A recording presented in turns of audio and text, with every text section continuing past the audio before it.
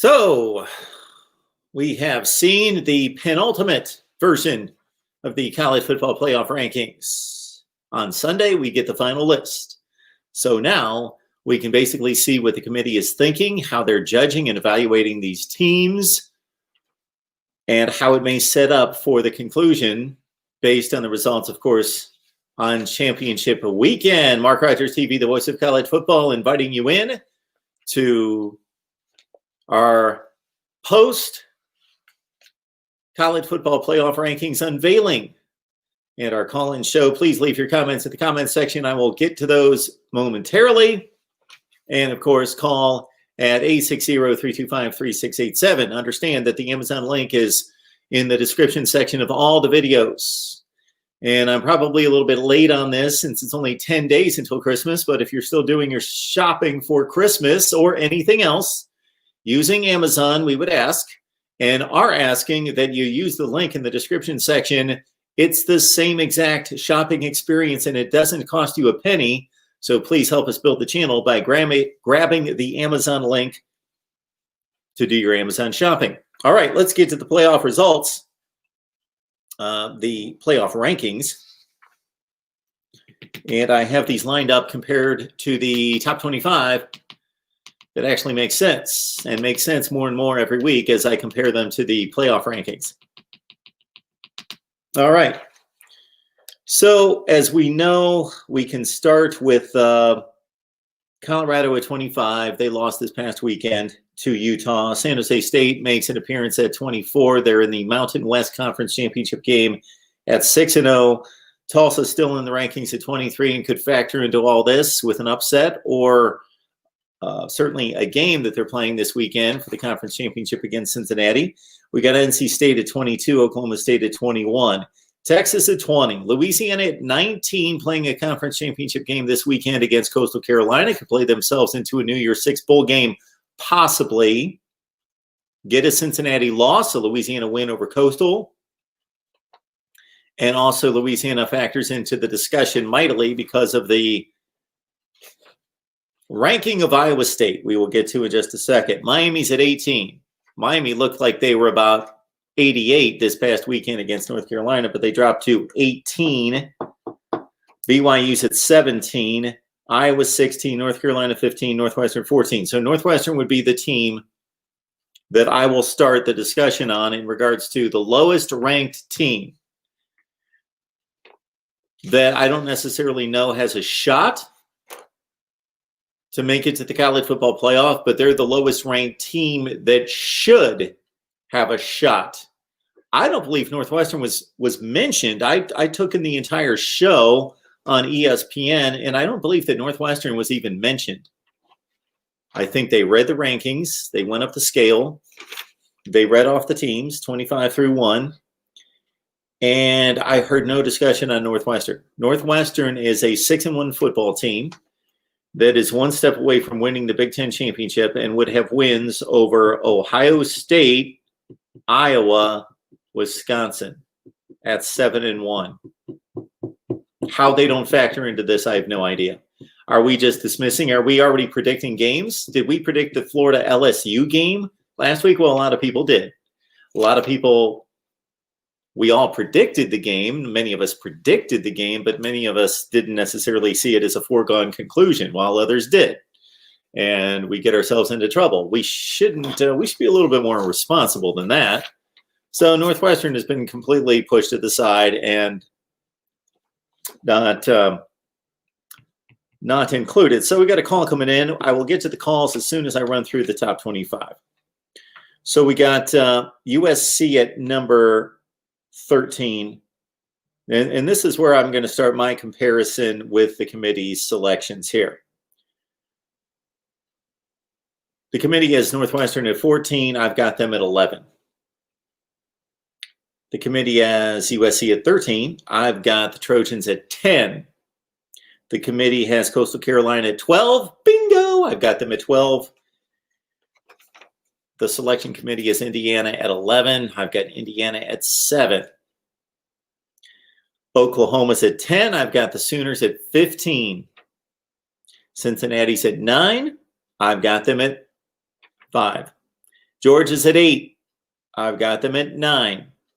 The committee has Florida only dropping in the one spot at number 7. I've got the Gators at number 8. Iowa State's at number 6. I don't understand the fascination with Iowa State this season. I don't think the committee has any slant toward Iowa State, that they're some major brand. Of course, they're not, that they would favor Iowa State. I just think that they truly believe that Iowa State's the either 6th best team in the country, or they've got the 6th best resume. They're never too clear on that portion of it, whether they're selecting best teams, because if they're going to select the 4 best teams, then they should rank everyone as such as well. So they say they're selecting the 4 best teams to make the playoff. Are they taking the same approach to the other 25, the full top 25? And so if they are, that's what they should do. Iowa State at 6. I've got Iowa State at 14. They've got Texas A&M at 5. I've got the Aggies at 6. So Ohio State's at 4. So I've got the top 4 exactly with the committee: Alabama, Notre Dame, Clemson, and Ohio State. All right, I'll take your calls now, and we'll dive into this. There's a few topics that I jotted down that I wanted to get to, including the Iowa State resume, USC. I want to talk about the Rose Bowl announcement today about the College Football Playoff Committee. No, not the committee, but anyway, the statement that was released concerning the Rose Bowl. Just the overall group of 5 race, no non-conference games, and what that has done to all of this. And then, of course, Texas A&M's an interesting sort in all this as well. MarkRogersTV, the voice of college football, who's on the line?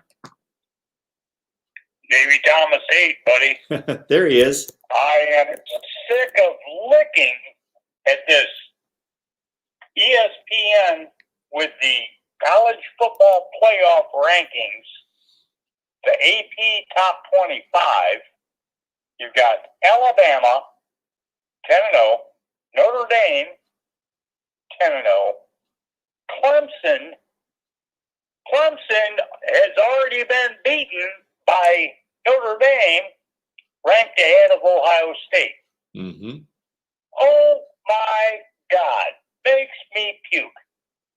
Cincinnati 8-0, all the way back to 9th place. I don't know. Maybe I'm just losing my own mind here, but I don't think so. So how would you rank those 5 to 10 teams? What would your rankings be, Tom? I just can't see Clemson being ranked with 1 loss at 3rd ahead of Ohio State. Just totally blows my mind. Well, if you do believe that Notre Dame's the 2nd best team in the country and Clemson took them to overtime on the road, and Clemson didn't have their starting quarterback or 3 defensive starters, then that's what they're basically standing on to make that ranking. So that makes excuses for why they have a loss? So you are strictly in favor of just the record should rule the ranking?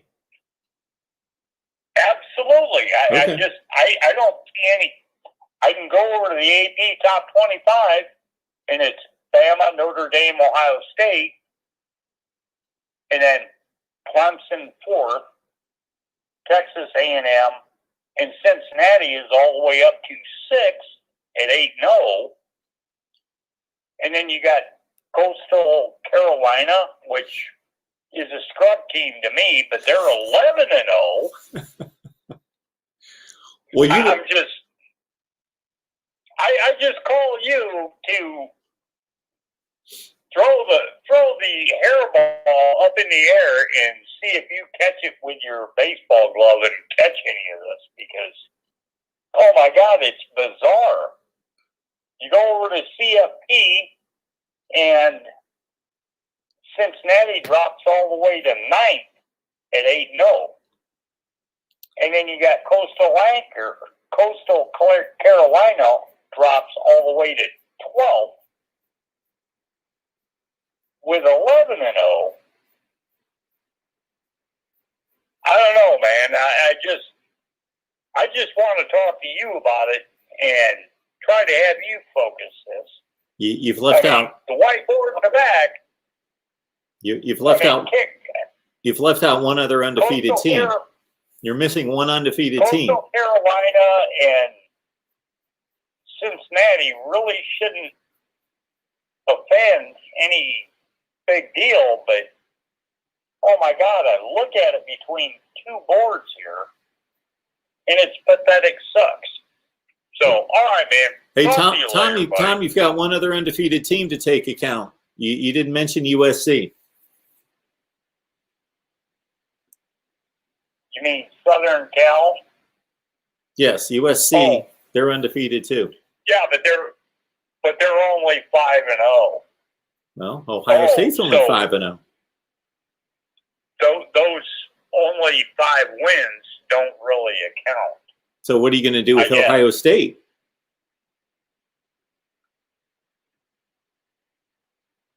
Ohio State 5-0. This whole thing is CFP is just the toilet bowl play. That's all I can come up with. It's stupid. But just me, my friend. I just wanted to talk with you. So I appreciate you calling, Tom. Thanks, Navy Thomas. Appreciate that. Tom calling in. He wants those undefeated teams right up there at the top. They won all the games. That's all they can do. Play the schedule, win the games. It's really horrible that we have a sport here that is so entertaining on the field, so amazing. I think it's the most entertaining sport on the field. And the tradition and the pageantry is unlike any other sport as well. The history probably rivaled by baseball, of course, but in terms of tradition and pageantry, yeah, college football is way beyond that. We have to be in a situation to evaluate teams. It's really stupid. It goes way beyond what we expect out of competition, sports and athletic competition, to have people sit on the sidelines and evaluate the teams. MarkRogersTV, the voice of college football. It's like figure skating. Who's on the line? Hey, Mark. It's Dominic. How you doing? Hey, Dominic. What's going on? Oh, nothing much, really. I heard you had a conversation with one of your friends there, Thomas, and I heard what he said. And, honestly, I'm not too sure if I have to agree with most of what he just said. I mean, about Alabama, I mean, I honestly respect his opinion about Alabama. I'm just saying. What are you saying? I'm missing your point. I know. Yeah. I mean, I know Alabama's 10-0, mm-hmm. and I know they're in the playoffs at number 1. But honestly, I'm not too sure if they're gonna make it to the championship game in the division that they're in. Whoa. You don't know if they're going to make it to the championship game. They are in the championship game. They're playing this Saturday. Oh. My mistake. Yeah, they are in the championship. They're playing Florida this Saturday. Oh, yeah, my mistake. Anything else, Dominic? I see a team named San Jose State at number 24. They're 6-0. Yeah. I've never heard of that team. Okay. Well. But San Jose State, I've not watched any games against San Jose State. They seem pretty well at 6-0. Yeah, they're 6-0. They're playing Boise State this weekend, so you can check that game out if you'd like. It's for the Mountain West Conference Championship. Oh, yeah, I'll definitely have to. I'll definitely check that out. Well, I'm gonna let you go and have a good night, Mark. Thanks, Dominic. Appreciate that.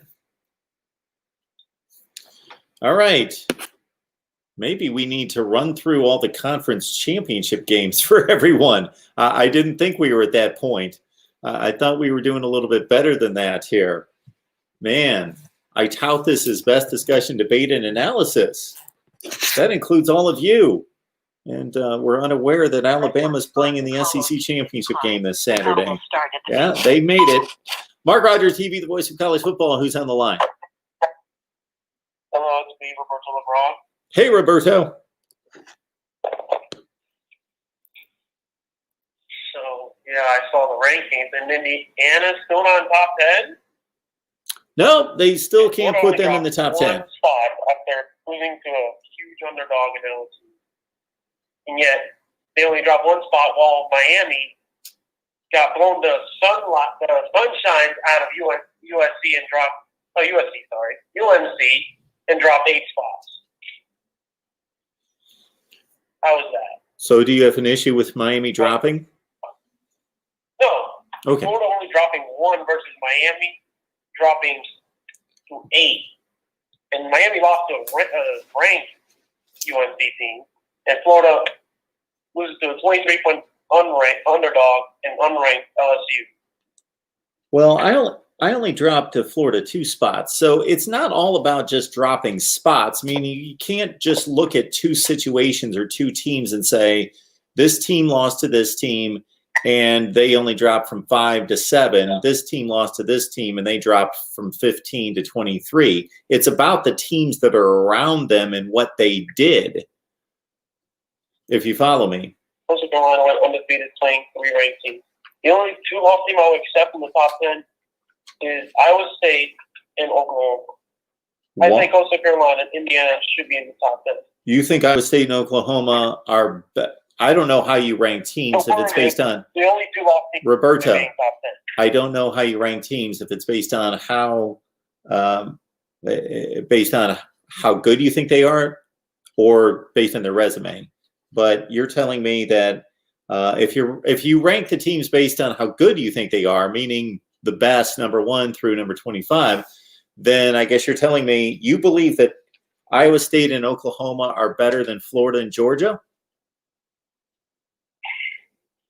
Yeah, Oklahoma has a much explosive offense right now. You think Oklahoma has an explosive offense compared to Florida?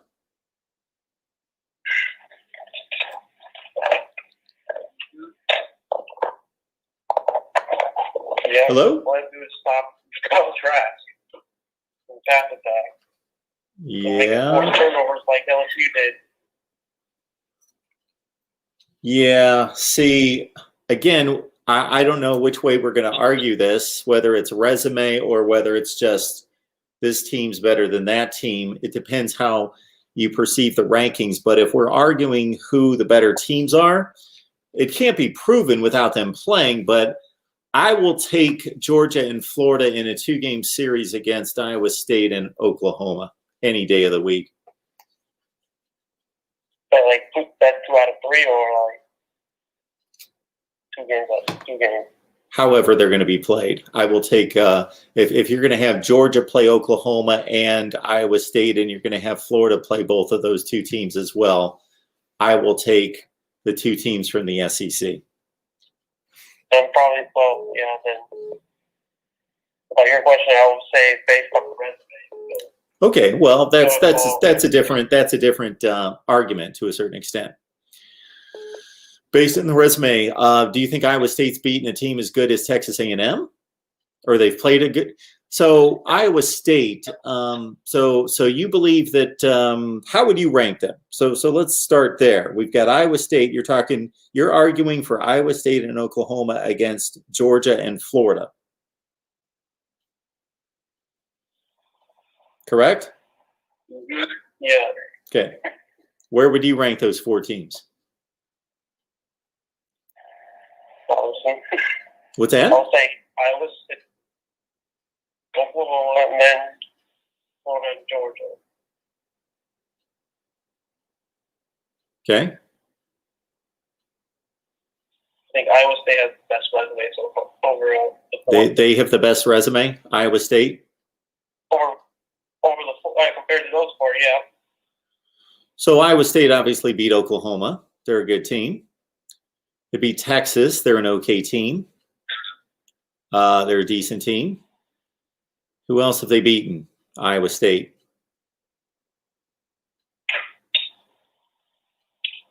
West Virginia.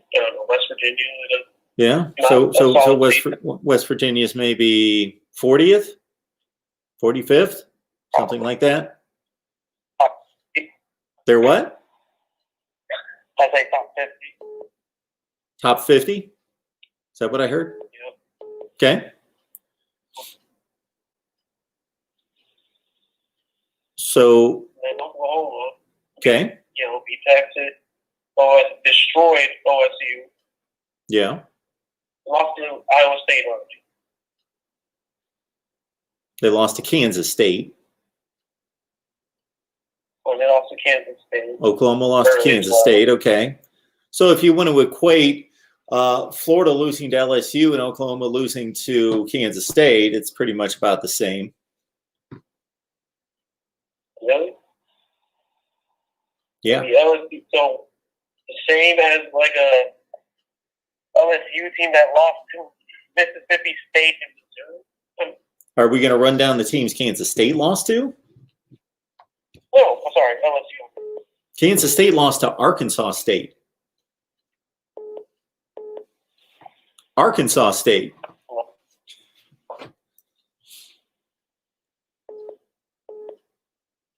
No, I think it's a decent discussion. I'm not saying that you don't have a good, decent argument there, but I certainly think Florida and Georgia are better teams with better resumes than Iowa State and Oklahoma. But again, I'll go back to there are no non-conference games for us to prove that if we're just looking at 2020. If we're looking at 2019 and 2018, certainly the SEC has distinguished itself as a much better conference than the Big 12.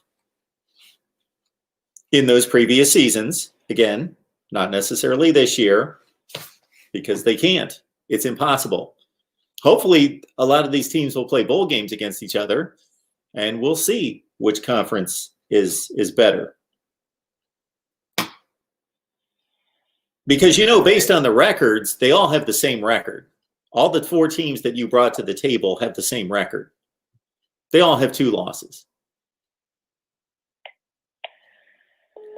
Indiana only has 1 and not top 10. Pardon me? Or just like barely out of the top 10. Indiana. Yeah. Yeah, I'm not real happy with Indiana's ranking. All right, Roberto, thank you so much for the call. Appreciate it. All right, thank you. I'm going to take some other calls here. 860-325-3687. 860-325-3687. I'll get that number here posted as soon as I remind everyone to shop Amazon using the link in the description section below, so I know how that works. If I don't pound that home, then everybody's going to forget that, and everybody's going to be well-intended, or some people will be. So what you need to do is grab that link and put it somewhere where you're going to be reminded of it at the point that you do some shopping. MarkRogersTV, the voice of college football. Who's on the line? It's NT8 again, because I forgot to bring up one part of my subject that I wanted to point to your shelf behind you. Top shelf should be Alabama, Notre Dame, Ohio State on the top shelf. How about Clemson? And take that Florida team with 2 losses, put them on the bottom of the shelf. Okay. Tom, you understand I don't really care what teams are on the shelf. It doesn't really matter. I just put helmets up there. I understand you. I just look at that every day. I look at it and I just go, oh my God. All right. Back at you. Later. Thanks, Tom. will really shake things up here. Let's get Tennessee, Kent State, Washington. Let's put them up there. Put Ole Miss in the front here. That would be good. And Florida State. Put them in there too. Those are going to be our prime teams right there. And a 2-3 Wisconsin team. Let's get them out there. There we go. Oh, Michigan. I didn't get them a good spot, but that's fine. That's what we're going with. I actually rearranged that. When I say I don't care, I don't care. But, for example, today we cut some Clemson-Notre Dame segments. And, of course, I matched up Clemson and Notre Dame and had the two helmets facing each other to go along with the theme of the recording. But other than that, yeah, that's what we're going to go with for a while. We're going to give some love to Washington, who couldn't make it to the Pac-12 championship game, so they canceled. Kent State, who I don't even know what their record is right now. I have no idea. Tennessee, who's lost about 14 games in a row. We're going to put them on the top shelf. Ole Miss, Lane Kiffin and boys. What's Ole Miss right now? About 3-4? 3-4, 4-4, 4-5, something in that range. Florida State, of course, finally won a game against Duke. 3-6. Wisconsin's got to be the best 2-3 team in America. And then, unfortunately, we can't give Michigan more love. Move them up. Michigan's what? 3-4? 2-5. Whatever they are. All right. Back to the rankings. And USC. USC is going to play a Pac-12 championship game now against a team with 2 losses. And not a team with 2 losses in a typical year that's 10-2, but a team that's 3-2 in Oregon. So, again, we've got to go with an evaluation that USC's just not played good teams. And it's unfortunate. That's the situation we're in. They're going to be 6-0. If they beat Oregon, that's going to be a tough game. I expect a really good game on Friday night between USC and Oregon. But USC is going to be 6-0. They're going to be left out. It's just, they just don't have the schedule or the resume to garnish that kind of respect. All right, let's dive back in the live chat here. Alan V. Troll Patrol, I need to ship George some LSU cleats for Christmas. Somebody was asking in the chat about George, and George must have gotten lost, and George won't show up. But I see George in the chat, and George called us on Saturday night right after Florida lost. George is a man. George called right up right after the Gators suffered that humiliating loss. He called right up and delivered another stellar phone call. Las Vegas Irish 09. Good to see you, sir. Chiming in here from, we're also being seen on Twitter /Periscope and on Facebook as well. So thank you so much. I believe that's our guy, Nathan Erbach.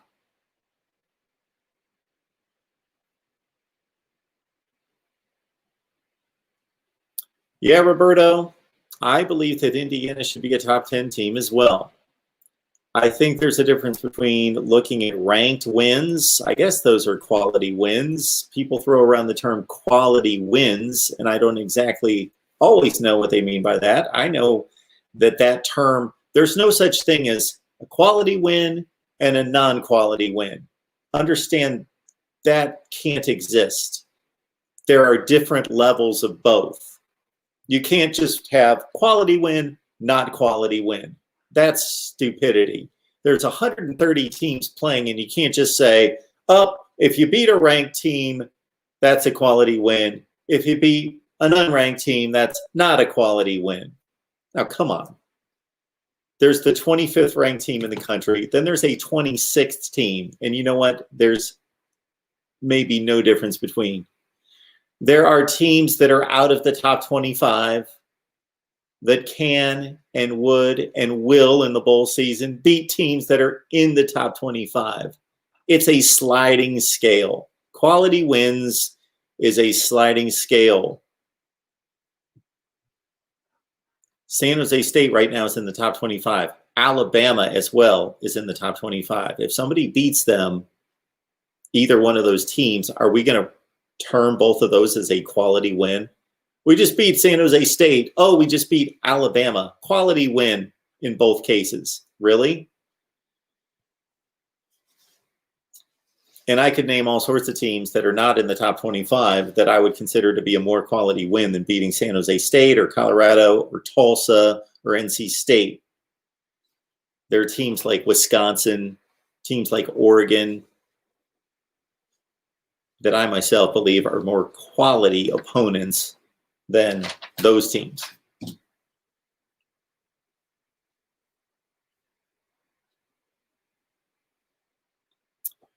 I wanted to see Iowa play another game. They were scheduled to play Michigan on Saturday night. Don't know how good of a game that would have been, but Iowa could have finished up with 7 consecutive wins to possibly gain a high bowl bid. As currently the number 16 team in the nation, Iowa, maybe with another win, they get into that top 12 or 13 range. And I listened to Kirk Ferentz's news conference today. He's got his team all set and ready to play a bowl game. But he was dead set against playing anybody else this weekend. He said, you're asking too much of the student athletes. We can't ask them to do that. We've been preparing for Michigan. We've been putting 75% of our focus and attention on preparing for Michigan. Don't tell us on a Tuesday that we got to go play somebody else on Saturday.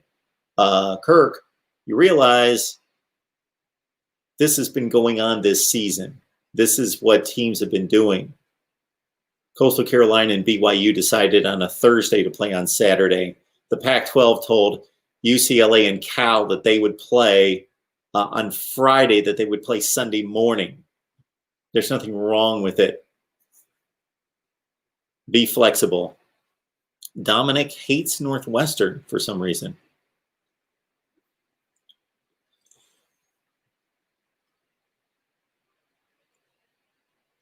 SEC dog, Northwestern is not entitled like Ohio State is, Mark Rogers. Duh. JS. Just something. I don't know what that means. Not up on my acronyms. I try not to text. I text way too much. I hate texting. So I don't know what those mean. Young Kids Midwest loves idiots. They give me a smile on a bad day. Uh-oh. Will not ask. Dominic says Northwestern sucks.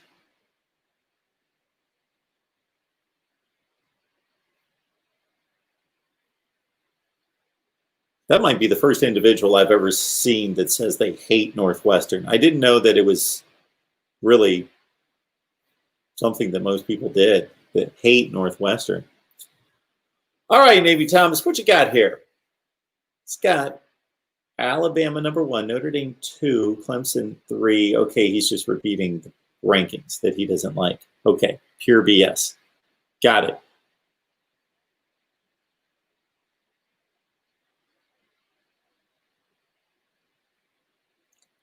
SEC dog.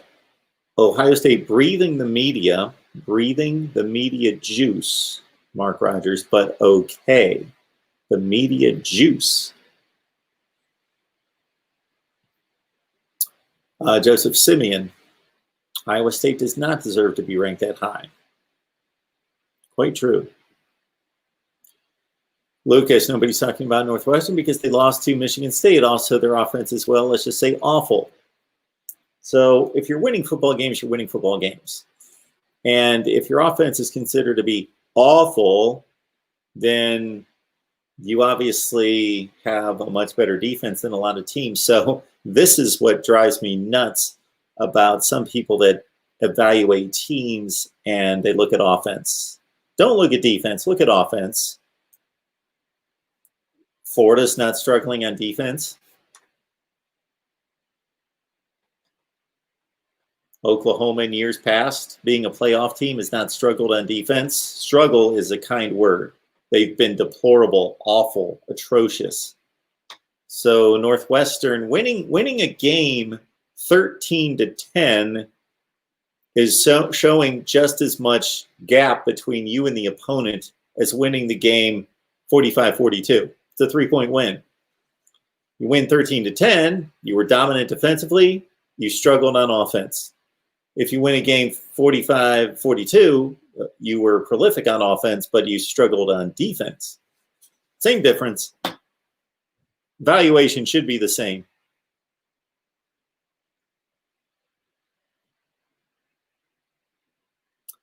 Dominic has now elevated themselves to being featured in our call-in shows. Yes, we're going to start titling it like that, featuring Dominic.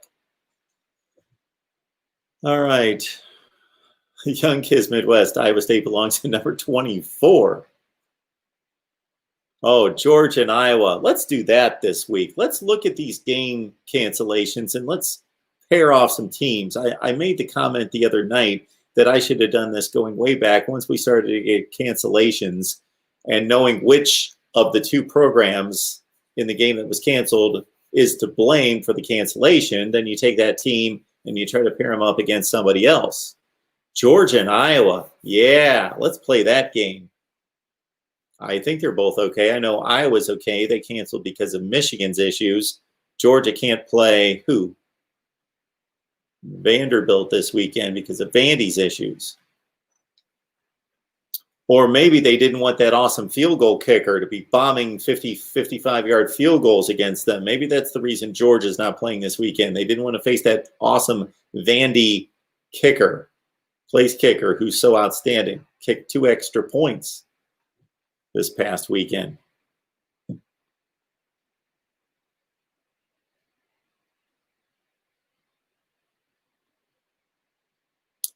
Dependent Fanatic, 3 teams talking about Alabama, Notre Dame. No, talking about, let's see, Alabama, Ohio State, and Clemson were guaranteed to make it in the preseason, and Notre Dame rose up. Well, those 3 teams are a combined 14-1. Wait a minute. No, 24-1. Those 3 teams are a combined 24-1, so it's not like they were necessarily just given playoff spots. They are 24-1 with 1 loss in overtime on the road to the number 2 team in the country.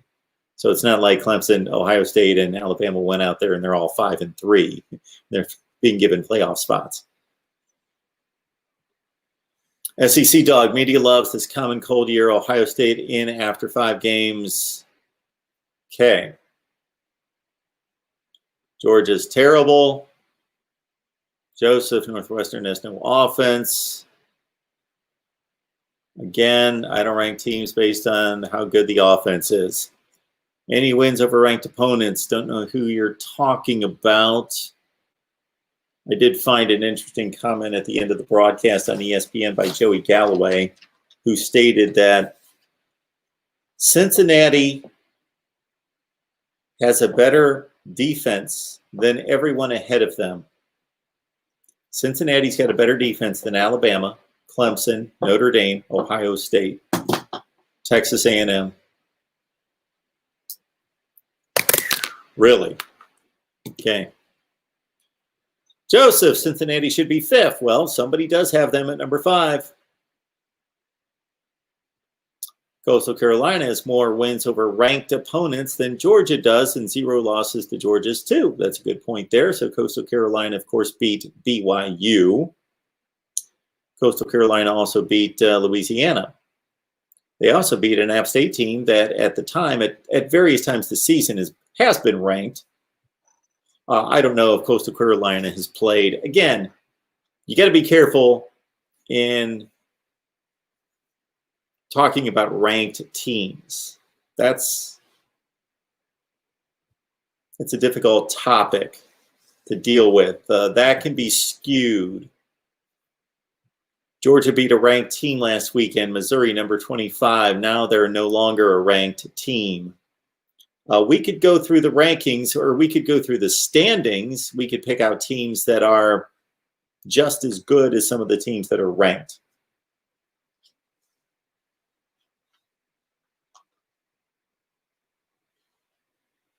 Do you really think that Auburn couldn't beat roughly the 5 lowest ranked teams in the rankings? Auburn or Ole Miss or Wisconsin? Do we really think that they couldn't match up against the 5 lowest teams in the rankings? or Oregon or UCLA. UCLA, shoot, they outplayed USC, who's the number 13 team in the country. So yeah, let's not go overboard with the rankings. The rankings are just an indication. The rankings are created by people. They're not objective.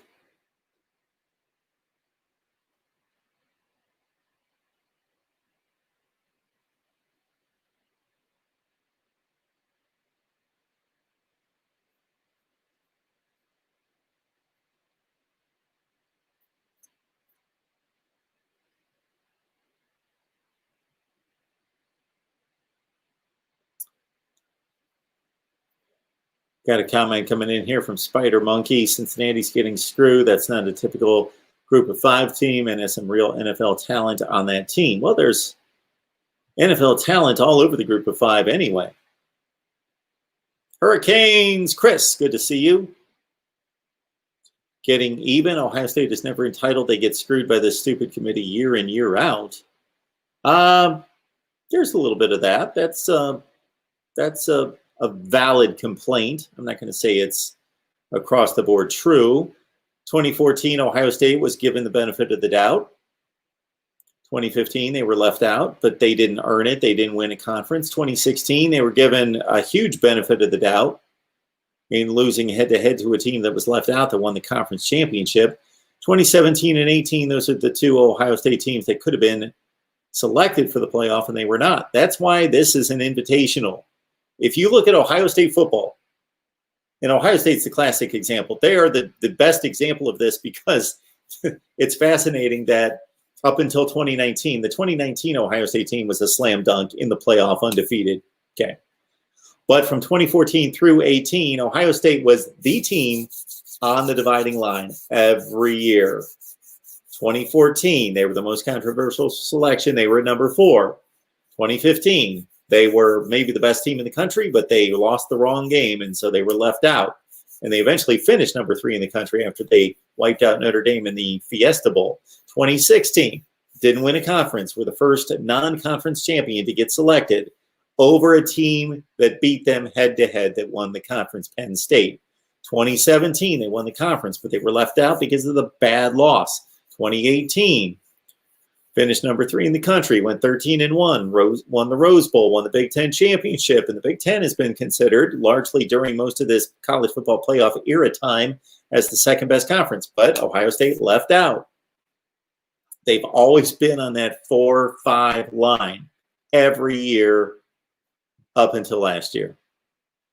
How many helmets? Let's count them up. We got 2, 4, 5, 6, 8, 10, 11, 14, 17. And I apologize for not having an Iowa and Tulsa helmets because they won a contest and I need to purchase those at some point. And then we have this baby.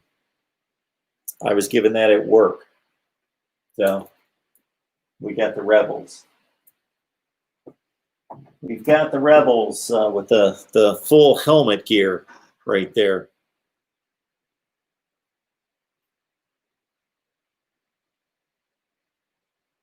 All right. John's asking, who's winning the Big 12 and can the winner make the playoffs? Well, the committee has let us know that for a Big 12 team to make the playoff, it's an easier path for Iowa State, who's now 7th, instead of Oklahoma, who's 10th.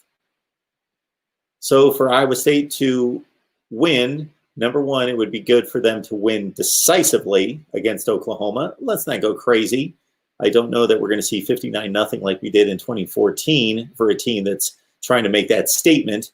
But let's say Iowa State wins 35-14. They win a convincing 21-point game. They win by 3 touchdowns, win by more than most people expect. So they put the smackdown on Oklahoma again. They prove to be far and away the team in the Big 12. Okay. This is how Iowa State can make it. They're up to number 6 now. Ohio State loses the Big Ten championship game to Northwestern. Notre Dame beats Clemson, gives Clemson a second loss in the ACC. Alabama beats Florida, knocks them out. Okay? So if all that happens, then you've got Alabama's in, Notre Dame's in. Those are the two teams that are definitely in. But past that, you've got maybe a Texas A&M team that's 9-1. You've got an Iowa State team that's 9-2 with a conference championship. You've got a Northwestern team that's 7-1 with a conference championship. And if we really want to make it easy and make a clear path for Iowa State, let's say USC loses and Cincinnati loses. So yeah, we could see a path there for Iowa State where it becomes Alabama, Notre Dame, even if Northwestern makes it as a 7-1 Big Ten champion, and Iowa State. There you go.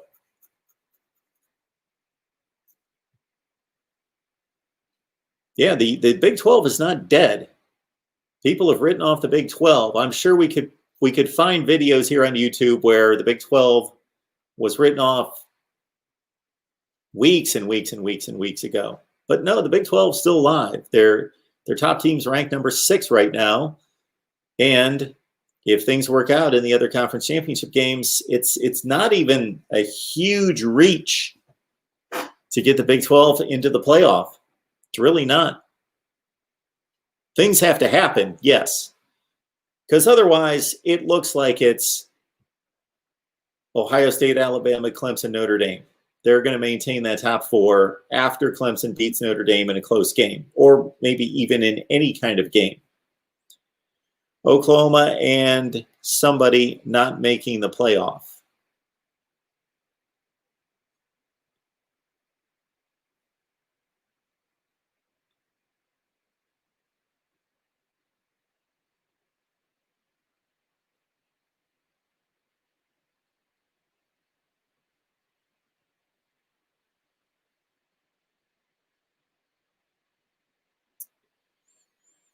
Don't Call Me Greg is saying Georgia with JT Daniels versus Florida. Who do you think wins, Mark?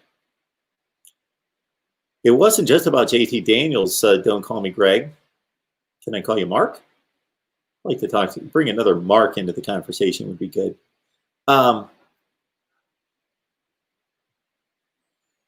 It was about missing 5 defensive starters as well. Okay, the quarterback situation at Georgia in that game was atrocious. Stetson Bennett was awful. They brought in DeJuan Mathis. He was probably even worse. Yes. Terrible, terrible, terrible at the quarterback position. But Florida put up all those points against a compromised Georgia defense that was just beat up and battered and missing 5 starters, including Richard LeCounte and Jordan Davis. Up front, a dominant player, Richard LeCounte, their leader, their captain. So let's state it this way, not just with JT Daniels, but with a healthy Florida team, healthy Georgia team on the field with JT Daniels in play. Yeah, I would pick Georgia to win that game. Not in a blowout, and I wouldn't be certain about it, but I would say Georgia wins that game 60% of the time.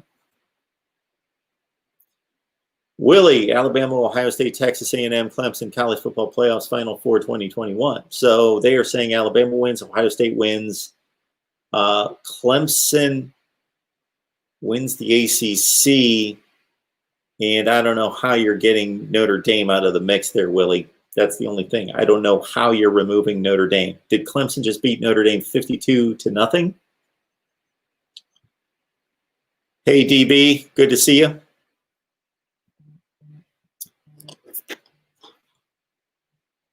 Yeah, I don't know how Notre Dame doesn't make it. Now, me, who wants chaos, would love to see Notre Dame lose this game like 52-0. What I don't want to see in the ACC championship game, except for just wanting to see good football, is I don't want to see a close game. It would be great to see either Notre Dame just kill Clemson, wipe them out, get them out, or Clemson wins in a blowout over Notre Dame to see what they're going to do with a Notre Dame team that didn't win the conference and got annihilated in the championship game.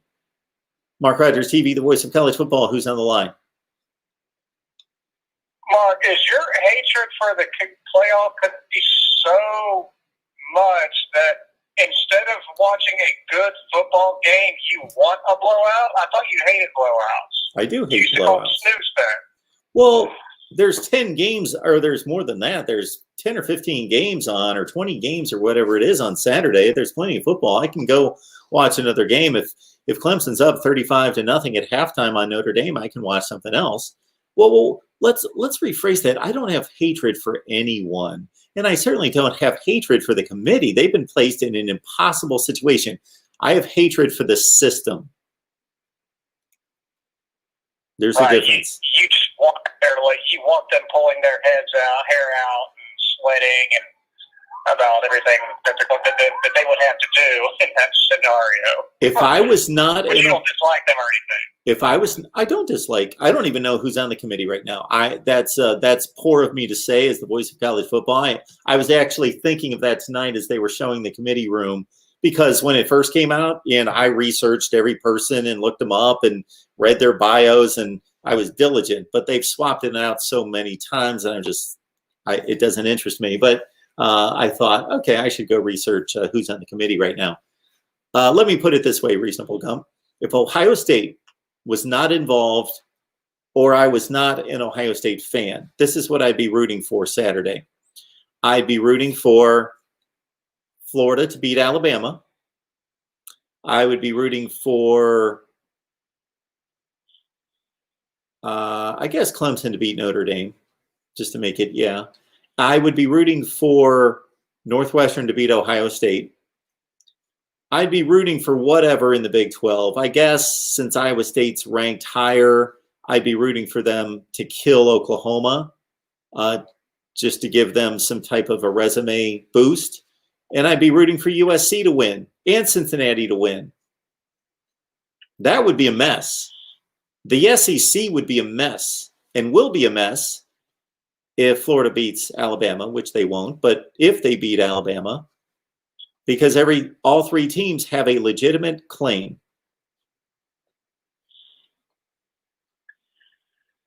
Well, it just looks like Clemson, Notre Dame, you got number 2, number 3, whatever. I didn't even watch the playoff rankings because it really doesn't matter at this point. Everyone knows, what needs to happen. But you got 2 top 4 teams, playing on Saturday. It's basically the only chance you're going to get at a good game that has high stakes. Ohio State's going to kill Northwestern. Most people seem to think that Alabama's going to kill Florida, and no one really cares about the Big 12 or the Pac-12 anymore, although I will say I'm sort of pulling Oregon to win because I think it would be hilarious if a 3-2 Oregon team won the conference. But anyway, so that's just why it's good. It's a little surprising to me that you would actually want to see a 55-0 game between Notre Dame and Clemson. But anyway, Mark, I don't got a lot of time. I just wanted to call in and to tell you something that I saw you on Michigan Podcast today, and I'm sure you're going to clip your part of it and put it on your channel if you haven't already done that. But I'm going to go ahead and give a shout out to everyone watching right now and tell them all, as soon as you do that, to go watch this. Because I'm sitting here in Mobile, Alabama, and Mark Rogers, an Ohio State fan, is actually getting me somehow pumped up about Michigan football. Okay, the speech you gave about how Michigan needs to get somebody who's going to go in there, look right in the camera, and say, "We are coming for you, Ohio State." That was the most epic and glorious speech you ever, or almost anyone has ever given with regards to athletics. And it was coming from an Ohio State fan. It's my favorite part of that. Well, I appreciate that. The only thing you left out, I'm gonna upgrade your speech from a 99 to 100 right now. Yep. The only thing you left out is that the coach needs to say, while acknowledging Ohio State's dominance and accomplishments these last 20 years, here's what you can say. And you know what? We're Michigan, and we still own your ass. Okay? Michigan still owns series. No one seems to ever want to say that in the media when they say it's not a rivalry anymore because Ohio State is the hammer, Michigan's the nail, or whatever. But because they're all too lazy to do a simple Google search, look at a Wikipedia article that says very clearly Michigan leads the series by 7 games. Just imagine that. Despite all of Ohio State has done these last 20 years, and it's been a wrecking ball, they still are way behind in the overall series. Yeah. That's all a Michigan head coach has to do is get up there and say, you know what? Guess what? Just in spite of everything you've done, we're still the big dogs here.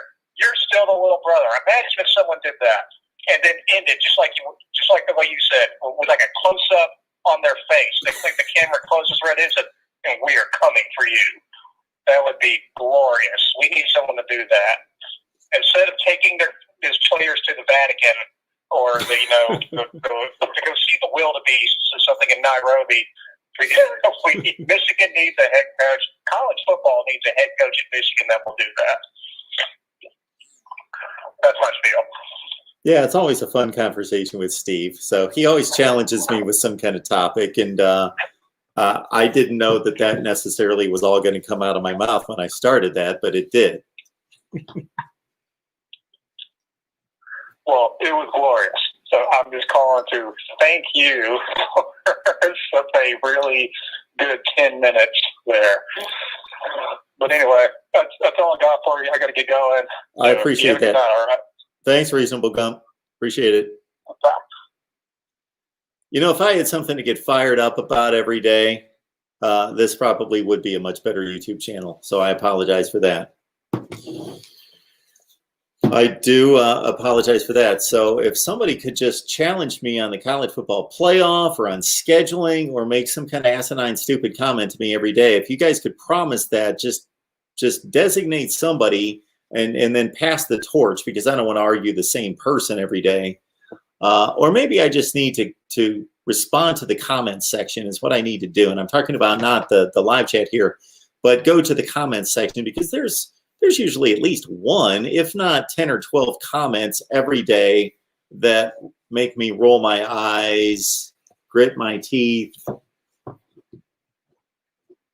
that get me a bit fired up. And I'm often thinking that I need to do more videos where I reply and respond to your comments.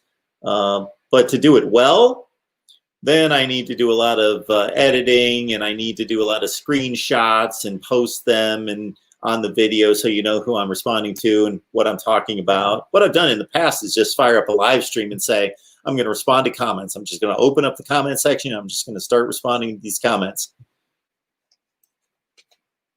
But I've had some funny ones in the last few days of people just really, I discovered one, and I'm going to go back after this week because it's the last regular season week of college football and all the records will be final.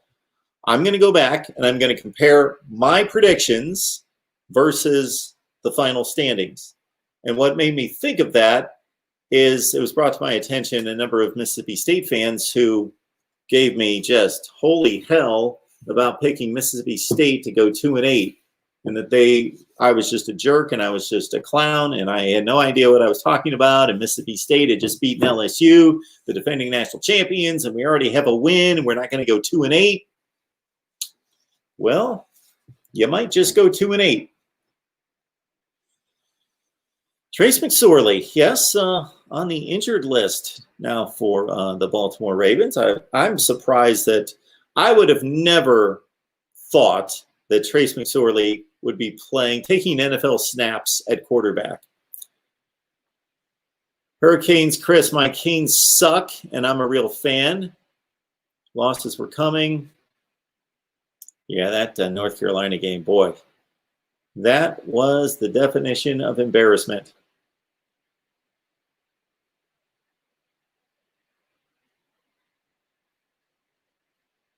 Miranda says, OU sucks. Matthew questioning why Florida only moved down one spot after they lost to a 3-win team. Many people are asking the same questions. Credit to Reese Davis for asking the committee chair that question as well. I only moved him down one spot. But I did have them ranked one spot lower and then moved them down 2 spots. Is that correct? No, that's not correct. The committee has Florida at 7. I've got them at 8. So again, let's not overreact. So I think we get locked too much into the here and now. Oh, this team lost this horrible game. Let's drop them. Well, of course, they should suffer and they should be penalized for that loss, but it's still the whole body of work. Let's go back to the entire body of work. And so who should Florida be behind? Who else?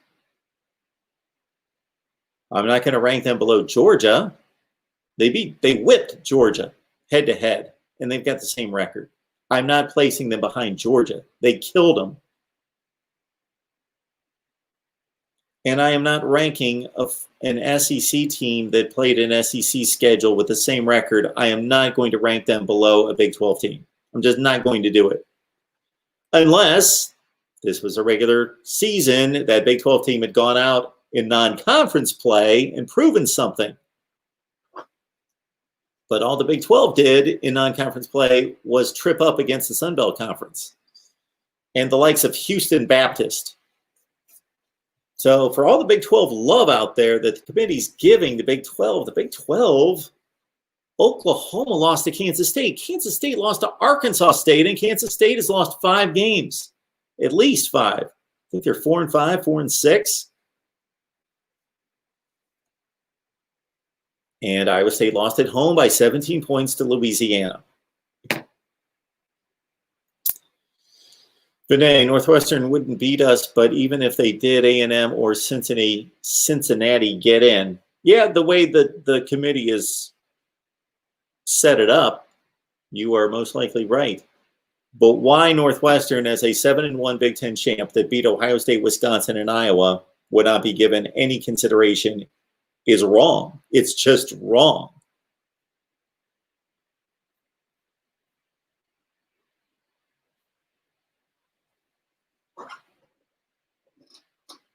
Let's say Alabama wins, Notre Dame wins, whatever happens in the Big 12, it doesn't matter.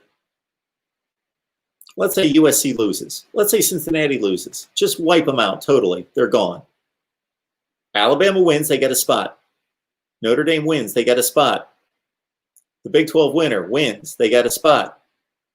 Northwestern wins. How do they not get a spot? 7-1, won the Big Ten championship. And you know what I'm going to add on top of that? Texas A&M lost to Tennessee. Get them out. Then the committee would have to put in Northwestern. That would be phenomenal. Andrew, Iowa State's worst loss is not much worse than Florida's loss to LSU, plus Iowa State is 2 ranked wins. There we go, ranked wins. Florida's ranked wins. Who have they beaten? They beat Georgia. So Florida's got, what are they, 8-2? Florida's 8-2, correct? Beat Georgia, Tennessee, South Carolina, Missouri, Vanderbilt, Kentucky,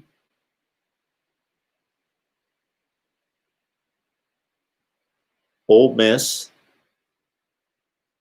Arkansas.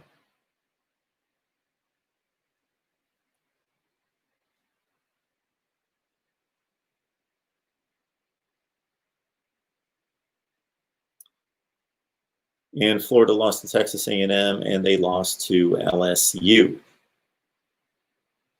And the committee's got Iowa State at 6 and Florida at 7.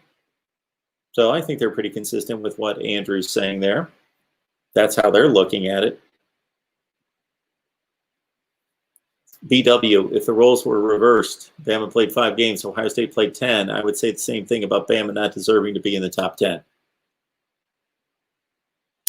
Okay, so if Bama played, now I'm not gonna load up the schedule on one side to make it obvious, but you know what? Let's say Bama beat Georgia, Texas A&M, LSU, Auburn, who else? Missouri.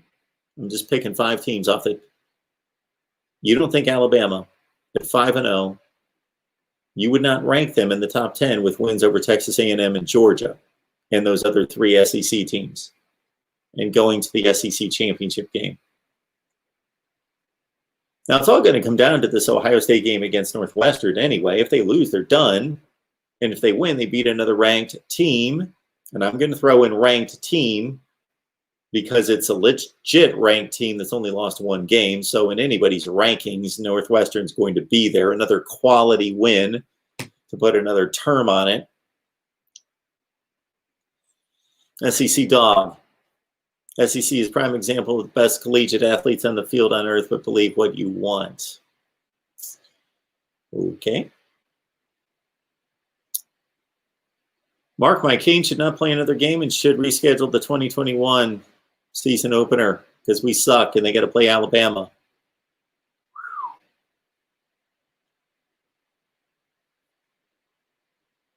How does Cincinnati get in?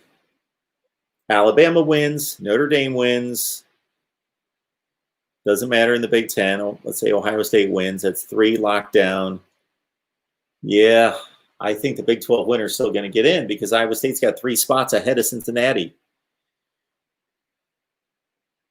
Cincinnati gets in if Alabama wins, Notre Dame wins, Big 12 winner wins, Northwestern wins. Cincinnati's at 9, Northwestern's at 14, but does that 14 spot, and I thought Northwestern was going to get a little bit more love this week and move up a couple spots after winning, but they didn't. They stayed at 14. I've got them at 11. But does Northwestern's win as number 14 over number 4 and winning a Big Ten championship elevate them over Cincinnati 5 spots? Maybe. Cincinnati's not going to have a win anywhere close to that. Northwestern's going to have wins against Ohio State, Wisconsin, and Iowa. But that's how Cincinnati could get in, would be Big 12 winners in, Notre Dame wins, Alabama wins, and Northwestern wins, and Oregon wins. That's Cincinnati's route. And I guess I got to remember about Texas A&M having to lose to Tennessee to let in the door for USC, Cincinnati, the Big 12. Maybe the Big 12.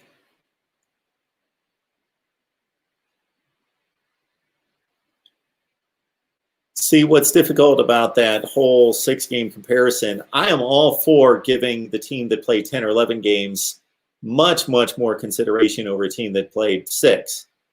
Absolutely. But I'm not going to go with a cutoff because as soon as where's the cutoff? And as soon as somebody would determine what that cutoff is, let's say it's supposed to be 8 games. You got to play 8 games. Why 8? Why not 7? Why not 9? Why 8? It's a consideration. It should be taken into consideration that a team that's only played 6 games has to be undefeated. They got to be a conference champ. They've got to be dominant in those games. MarkRogersTV, the voice of college football. Who's on the line? The man that gives college football its voice, Mark Rogers. Hi, and how are you, sir? I'm doing just fine, Dave. What's going on tonight? Well, I am taking a look at these rankings, and let me ask you, I'm going to start off with a team I'm a little bit surprised at. Were you surprised at where Miami is ranked here? I've got Miami only ranked 1 spot higher. Okay, you have them where? 17. They're 18. Okay. Where do you think they should be? I think that's about right. I thought they might be a little bit lower than that. I thought after that debacle they could fall outside of the top 20. I know you got a lot of Miami fans here, but that was a beatdown, and I thought they might fall outside of the top 20. Well, to your point, I can't think of another team. I cannot think of another team ahead of them that has suffered that kind of beatdown. Even the Texas A&M loss to Alabama, that game was 14-all, like mid-second quarter. So even even though the final scores were comparable, I see that as a different game. When you get beat down from pretty much drive one versus Texas A&M hung in there for about 20 to 25 game minutes out of 60, Right. that's a difference. And Alabama and North Carolina is a huge difference as well. So to your point, Dave, nobody has that type of loss nobody has that type of loss in the entire rankings that I can, I'm giving it a quick look. No, nobody has that kind of loss. Right. I mean, it would be one thing if I think North Carolina is a good team, Mark, but I mean, just to get embarrassed by that, and by the way, I was one of those who thought Miami's kind of heading in the right direction, and I heard your conversation with Pigskin Pete earlier in the week, and I don't always agree with Pigskin, but on this one, this could be one of those losses that could hurt them, kind of going forward here, where, you think you're making headway as a program, but then you step up a little bit in competition and you beat down like that. That's not a good sign. It's just not a good sign. No, it's not. So, and the difference between that and some of the losses Ohio State suffered against actually teams that weren't as good as North Carolina, maybe the Iowa team was comparable, but not the Purdue team, is that they also had beaten good teams that year. Miami's not beaten any good teams. No. I guess you could say NC State. NC State's ranked, but they've really fallen into a favorable schedule. That's true. They're really not that good. Yeah, I would tend to agree. Hey, Mark, I wanted to throw out another big possible interesting bowl matchup. Yeah. Out of, let's say, maybe the non-playoff. What about, like, an Oklahoma? Well, let me ask you, if Florida loses, could they still get into your sixth bowl game? I'd have to do the math with the slots, but yeah, they could. Because I tell you a matchup I'd really like to see is a rematch of the 2008 National Championship game between Florida and Oklahoma. Mm-hmm. I like that one. That would be entertaining. If you're looking at a good bowl matchup, that would be a game where I think you'd see some points, kind of see a higher scoring affair. So I think that would be a bowl game that would be interesting to watch. I don't know if it would be obviously, if Oklahoma wins the Big 12, they're in the year 60, right? Yes. Okay.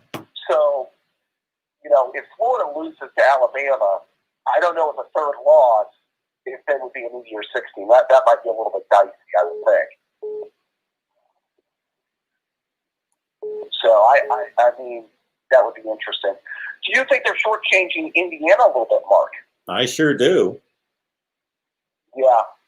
Where do you have them in your rankings? 7. Oh, you have them at 7. Wow. Yeah. That's the biggest disparity I've got of anyone. I'm not that far off their rankings. It's not like I think they do a terrible job. I know it sounds like I believe that they do at times, but yeah, I just think Indiana, that you got to give credit for wins. And you also have to understand that Indiana, that there are teams in the shortened season whose records aren't real indicative of who they are. And I'm going to put Wisconsin in that category. Right. I could see that. So where did you have Cincinnati, by the way? I've got them number 5. You had Cincinnati all the way at 5? They're undefeated. They're undefeated against a conference that is, okay, I'm going to say this about the ACC minus Notre Dame. With Notre Dame, the ACC is a different conference. But I'm going to say that the American Conference has been comparable to the ACC and the Pac-12 the last few years. But 5 more? So you got them ahead of Texas A&M? Yeah, I do. Wow. And ahead of Georgia. Yeah, I've got Georgia at 8. You got Georgia at 8. Okay. See, the one thing I will say about Georgia is, and I said this to you before with the quarterback, I think they're starting to peak right now. Again, I think if they play, and I know you can't do this, but if they play Florida again on a neutral field, I'd like to see that game with Daniels now a quarterback. I'd like to see that game. I think that they could take him if they played him again. And I think you would kind of agree with me. That might be closer to a 50-50 game right now. Oh, yeah. Right? Well, somebody asked that again tonight, and I'm going to give Georgia as a healthy team, not just at quarterback. They missed 5 defensive starters in that game. I give them a 60-40 over Florida. Okay. Now, here's the thing that I'm thinking that's going to be interesting. So you think scenario, if Notre Dame wins this weekend and they beat Clemson, it opens up the door more for USC, Texas A&M, or Cincinnati?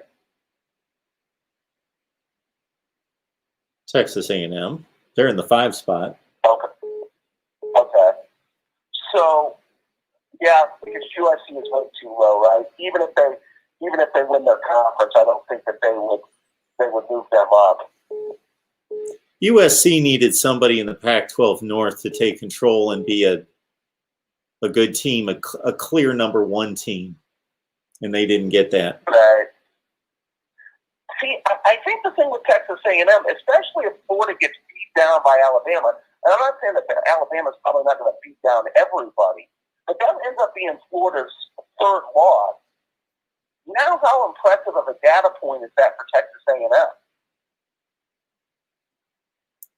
You know? Well, it's still a quality win in my book, beating Florida. I mean, okay, I'm not saying it's not a good win, but I mean, what I'm saying is that, maybe the win just hasn't aged well after they lose to an LSU team that's been, down this year, and then they get trounced. You know what I mean? It's not the same win that it was 2 weeks ago. Assuming they lose to Alabama, it's not the same win it was 2 weeks ago. No, I would think that Florida, we're going to go into bowl season. If Florida loses, as expected, to Alabama, let's say by 20 points. Let's see, they lose. It's not just an annihilation, but it's, they're not that competitive. They lose 49-28. That, they're going to be, they're 7 right now. What are they going to be, 12? Right. That's true. Yeah. They would still stay within the top 15, I would think, for sure. Yeah. Yeah, even if it's a fairly decisive victory. Yeah, so I mean, basically, it's Texas A&M by default then if Notre Dame beats Clemson. Pretty much, because I don't think that they're going to take an undefeated Pac-12 team, and then Cincinnati. They've already shown what they think of Cincinnati with where they have them ranked.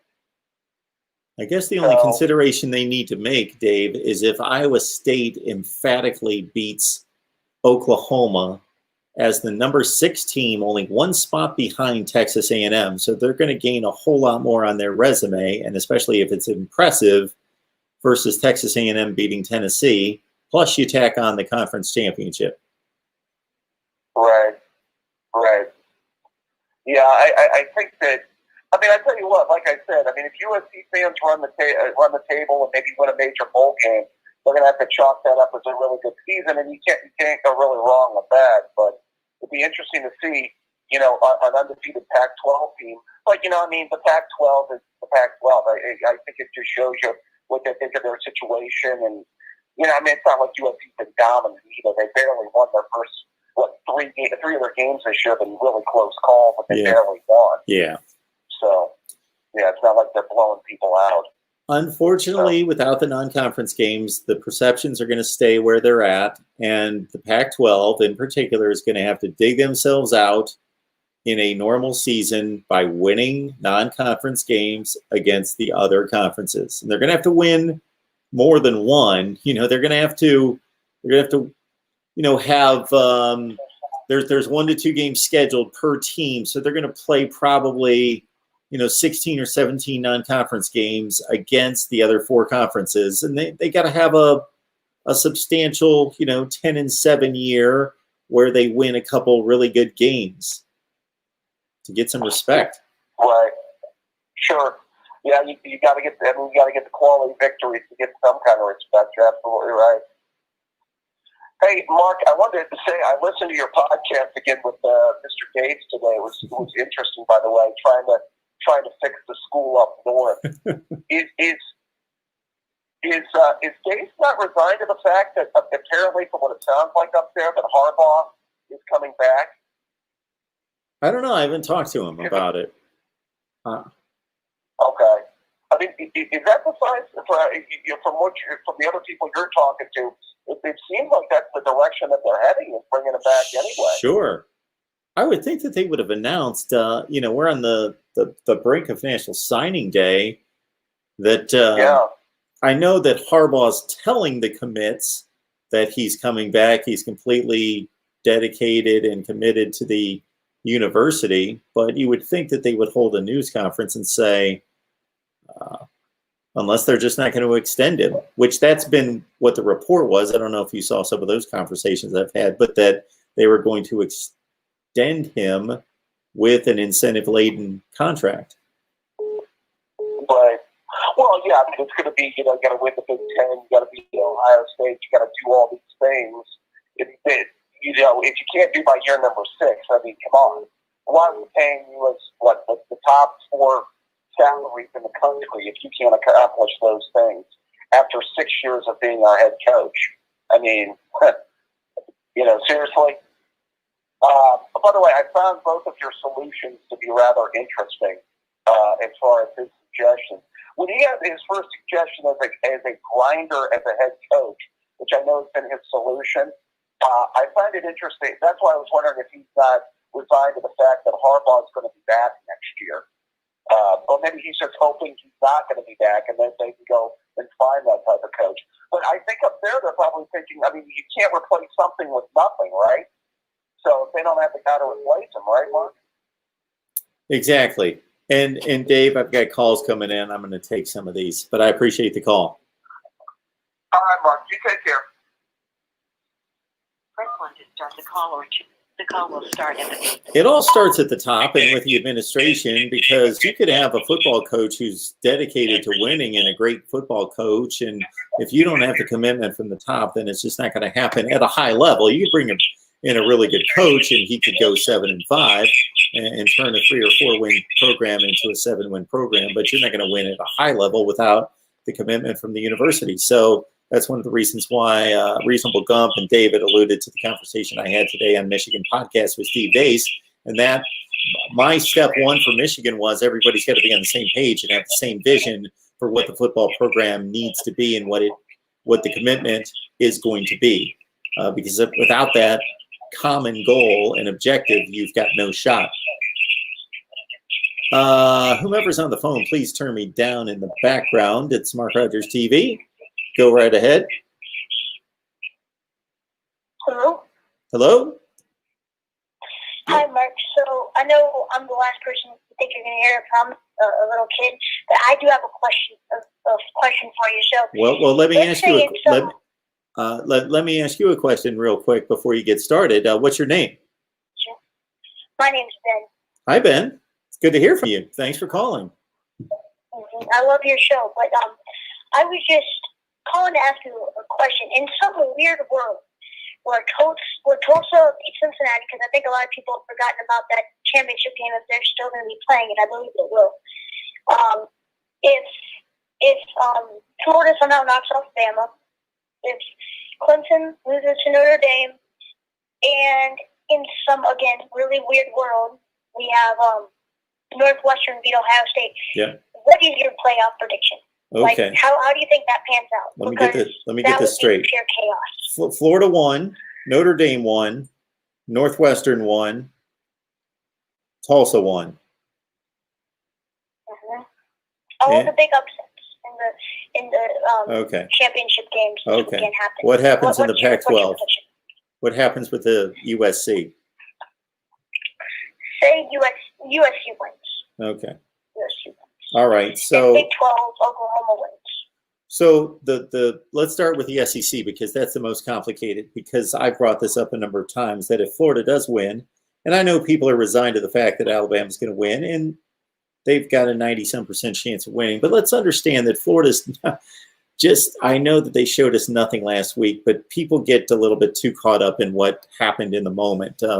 Don't be surprised if Florida doesn't show up and give it a go. So anyway, Florida wins. This is what becomes very complicated for the committee to sort out, is that Florida's a 2-loss SEC champion. Alabama's the most dominant team in the country all season, so they still only have 1 loss. And so if you include both of them, then Texas A&M actually has the argument that, number one, we beat Florida, the SEC champion, and we only have 1 loss and they have 2. So there's a big dilemma there between those 3. But Alabama's in under this scenario, and Notre Dame's in, no question. Those are the 2. And then I would say that Texas A&M and it is a difficult comparison to make, because do they put 3 SEC teams in the playoff? I think that personally, playoff committee might really get hit hard for that, because it's just, I don't see how you could put 3 with Florida having 2 losses. I mean, personally, I'm a Florida fan. Yeah. Still, with our 2 losses, I don't know. Everything would have to go right. So 3, I don't see personally, but I mean, it could happen. Well, I actually think what would happen here would be that Alabama, Notre Dame, Florida, and the Big 12 champ would make the playoff. I don't think that they're going to get by the SEC champion who just beat the number 1 team in the country not making the playoff. Yeah, that does make sense. I never really thought of it that way. But that's the toughest play right there. There's no question about that. And even the Big Ten champ, Northwestern, would have a gripe. I don't care what they're ranked right now. They would be 7-1 with wins over Ohio State, Iowa, and Wisconsin, and a Big Ten championship. Oh, that's the most chaotic scenario, the one that you just posed. Mm-hmm. So, I mean, of course, like we all see, Bama running over Florida. Even I do. I'm not one of those blind Florida fans. Of course, we probably see, Ohio State running over Northwestern.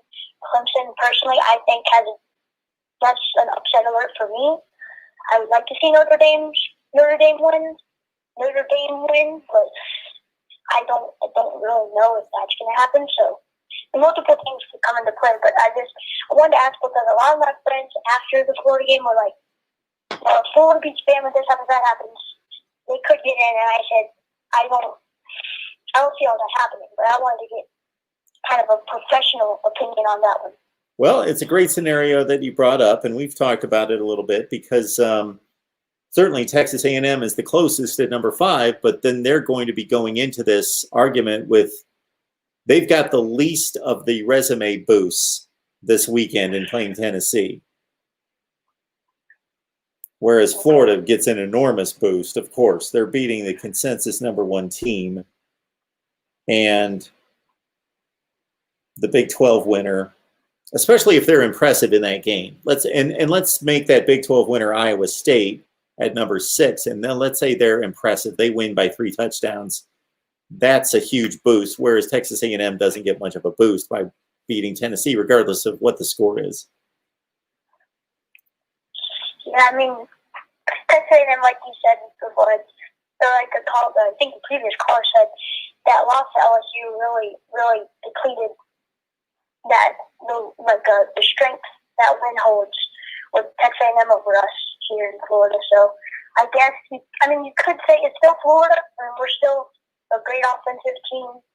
Not so good on defense, of course, but in the end, we're still a pretty good team. Wish we were a bit better on Saturday, but things happen. So we're just gonna have to move on to the next game. Still mad about Marco throwing that shoe. Yeah. You got to get over that at some point. But I just really do hope that. I've been praying for a for SEC championship for a while. We have our chance. Don't see us winning it, but I mean, I'm just overjoyed that we see us in Atlanta this year. Maybe not win, but see us there. Yeah, you've been there a few times. How long have you been a Florida fan? Since I was born, I went to my first Florida game when I was 2. I haven't missed a home game since. So what game or what season do you remember as being the first one that you really watched and could understand what was going on? 2015. 2015. The first year of McElwain. So yeah, you saw two Yeah, championship games, right? 15 and 16. I saw 2. They weren't very I competitive. went to the 15 one. Okay. Didn't go to the 16 one because just didn't really get a chance to go to that one. I was just happy to see us. I knew we weren't going to win then, and pretty sure we won't win now. I mean, the LSU loss, of course, didn't help my ego before because I was pretty high on us going in, and now, you know, my expectation has been lowered quite a bit. Yeah, that's understandable. That is understandable. All right, Ben. Well, thank you so much for the call. It was nice to talk to you, and I appreciate you surfing up these scenarios. All right, Ben. Have a good night. You too. All right, Hurricanes, Chris. Come on now. Mark, we beat Virginia Tech at Virginia Tech. That, of course, that's the topper. It was at Virginia Tech. So that was a tough one. We beat Louisville at Louisville, and we know Louisville has just been exceptional this year. At North Carolina State, that's the closest thing you've got to a quality win, North Carolina State. I know they're 8-3, but North Carolina State, let's understand, is the easiest schedule in the ACC. They didn't play Clemson. They didn't play Notre Dame. They didn't play, Clemson and Notre Dame. I believe they're the only team in the ACC that did not play Clemson and Notre Dame. So North Carolina State got a light touch in the schedule. MarkRogersTV, the voice of college football. Who's on the line? Kendall. Hey, Kendall. How are you? Good. What's on your mind? Montgomery for Tulsa get an extension. Oh, Montgomery got an extension today at Tulsa? Do you think he will? Oh, do I think he will? I would think so. So, yeah, he's had an interesting run there where he got off to a good start and he suffered some down years. What, he had like 3 consecutive down seasons, and then he bounced back last year and certainly this year. So 2 consecutive good seasons for Tulsa football. So, yeah, that certainly could be in line for them trying to keep him from being eligible for a Power 5 job. Okay, thank you. Thanks for the call. Appreciate that.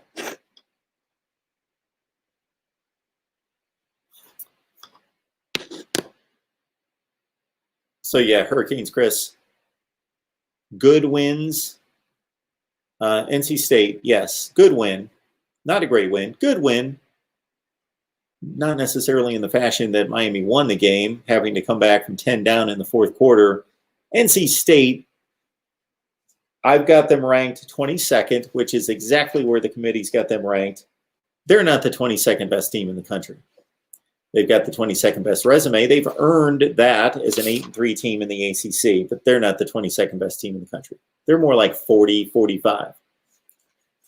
Louisville and Virginia Tech are not good football teams. Hurricanes, Chris, go to Louisville and Virginia Tech's game log and look at who they've played and what the scores are. They're not good.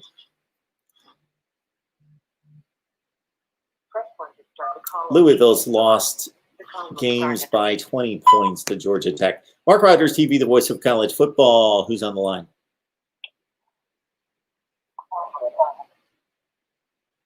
Hello, who's on the line? Hey. Hello? Yeah. What's up?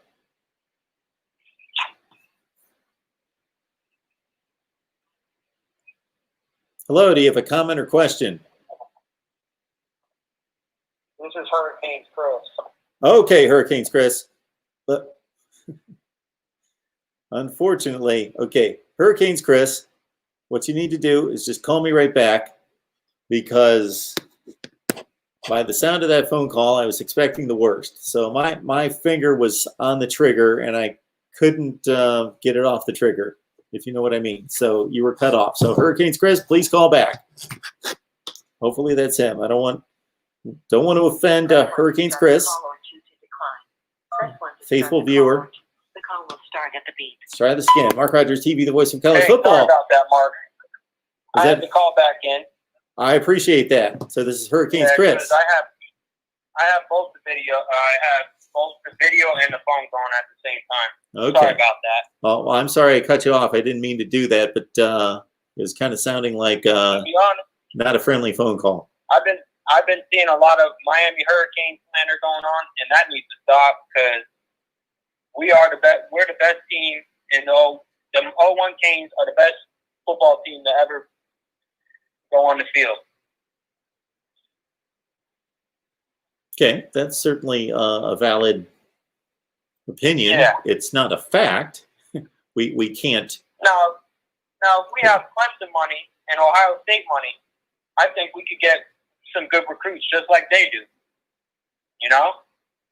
That also has to go into effect about it, you know? Nobody looks at that all these colleges are reeling all the money in, and Miami's a private program, Sure. Yeah. you know? Yeah, that's definitely a factor. Okay. Now, Ohio State and Northwestern is going to be a blowout. I think it's going to be like 45 to like 20-something. Okay. I'll buy that. I mean, first half is going to be kind of a little tough because Ohio State defense they're a little iffy, but, you know, once Justin Fields gets going, I think it's going to be over. It's going to be over with. Yeah. Now, That's, depending on the playoffs, mm-hmm. I think if Texas A&M could get an easy win like they should against Tennessee, Yeah. I think they get it. And they're my surprise national champions. If anybody else is listening, you would know that Texas A&M is a pretty good team. So let me ask you this. The only loss is to Alabama, and that was a blowout. Sure. How is Texas A&M going to get in? What scenario do you have cooked up to get them in? I think Clemson needs to beat Notre Dame. And if Notre Dame wins, it needs to be like a two touchdown win for them to get in. Okay, if you're wanting to get Texas A&M in the playoffs, you want Notre Dame to win that game. Not really. I'm not that high on Notre Dame. Well, I'm not asking you I'm not asking you who you think is going to win. I'm telling you that if you are trying to look for a way to get Texas A&M into the playoff, you want Notre Dame to win that game and to knock Clemson out. You don't want Clemson to win and both of those teams to make the playoff. Clemson is always winning for the past 5 years. All these fans that I've never seen before are now coming out like, oh, I mean, you got Pigskin T and you got Jordan. Those are probably the realest Clemson fans that are out there right now. But most of these fans that come out of the woodwork, like, dude, where the heck you guys been when you were terrible like 6-7 years ago? Well, you know, that's pretty much the same across the board. We know that sports fans are fickle and they like to jump on the bandwagon. So if you know, pick another team. If Michigan State went crazy out of nowhere next year and they started winning national championships and going to the playoff every year, then there'd be more Michigan State fans. Of course. I mean, I'm never in hiding. I'm always a Kings fan. Ride or die my whole life. You're the kind of fan I like. Yeah, of course. I mean, we got blown out, but shoot, you can kind of see it coming with our run defense all year. We really haven't played anybody in the rushing game.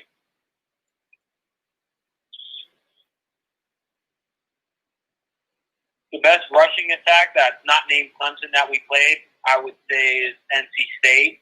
I mean, that night. You also had that kickoff return for a touchdown. Yeah. You're talking about before Saturday. Yeah. Yeah, North Carolina State, Bam Knight's a good player. Absolutely. So his backup's a pretty good player. Person. So, yeah, the North Carolina State can run the ball. Khalil Herbert, did he missed the Miami game, right? Yeah. He Okay. missed it. Yeah. But I don't think it. No. Actually, Did he was play? there. Okay. Yeah, but he didn't really make a difference. I mean, with Miami, it really depends on what team shows up, you know? Like 2 years ago against Notre Dame, we blew them out. Actually, 3 years ago. My bad, 3 years ago. But with this team, it depends on what team shows up. I'm tired of it. I want to see different coaching. I want to see this team get turned around. I'm tired of what I've been seeing for the past years. Are you the person who asked in the chat who's going to be Miami's next OC and DC? Yeah. I'm tired of what I see. Well, unless Rhett Lashley gets a job offer somewhere, he's going to be back. They're not going to get rid of him. He's going to South Carolina. He's going to South Carolina to run the offense? To run the offense? No, they wanted him. They were recruiting him as a head coach, but I mean, well, they've hired a head coach. They've got a head coach. South Carolina hired Shane Beamer. Who? Shane Beamer is South Carolina's new head coach. Oh, okay. Yeah, they're not going after Rhett Lashley. They've hired a head coach. Is he related to Frank? Yes. He has been at Oklahoma the last few years. Oh, wow. Nice. That program's probably going to do better than they usually do next year. But they're not beating Clemson, so there's that for you. So, yeah, I just wanted to look that up. Khalil Herbert had 8 carries for 49 yards against Miami. Yeah. Okay. Yeah, that's nothing.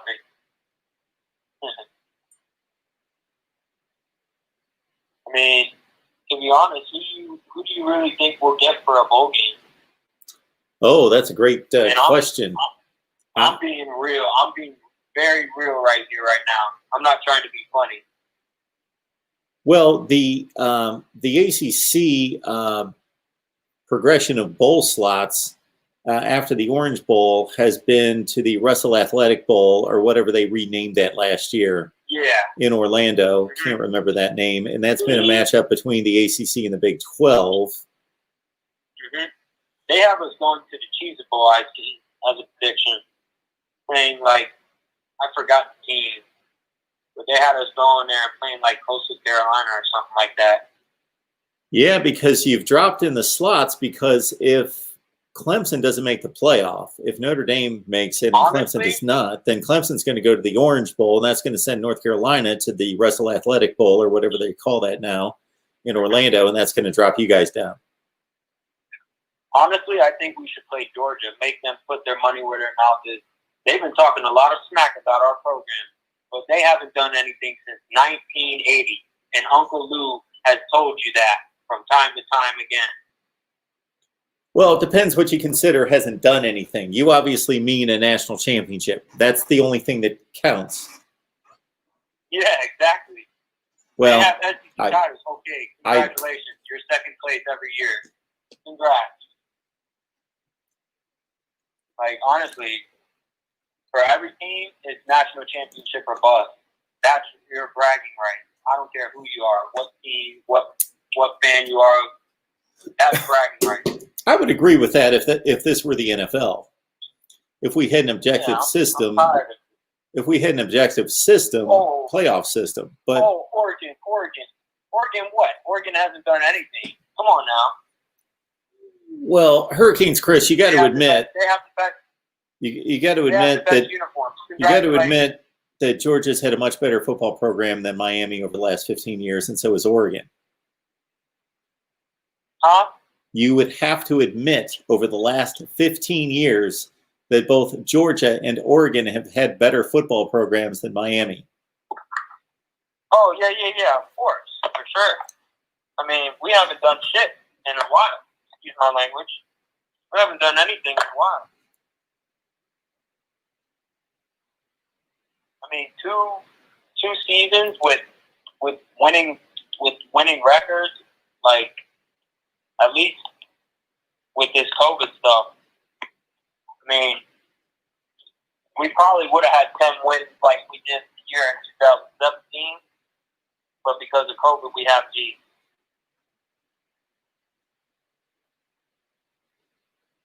If you think of it, I think we would have probably beaten Michigan State and Georgia Tech easily.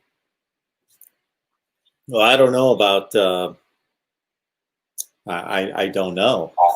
When I watch this Miami team play, when I see this Miami team play week to week, I don't know. You're not beating you're not beating Virginia and Pitt and whom else are we talking about? Virginia Tech, yes, those type of teams that easily. Like I said earlier, it depends on what Miami team shows up. Yeah. When Miami plays a good team, they play up to their level. When they play bad teams, they play down. Well, wait a minute. They're a level of competition team. Wait a minute there, Hurricanes, Chris. You just said that Miami plays up to its competition. Yeah. Well, you've played two good teams this year. The two best teams you played this year, Clemson and North Carolina. Well, Clemson was number one. We knew we weren't going to play a good game with them.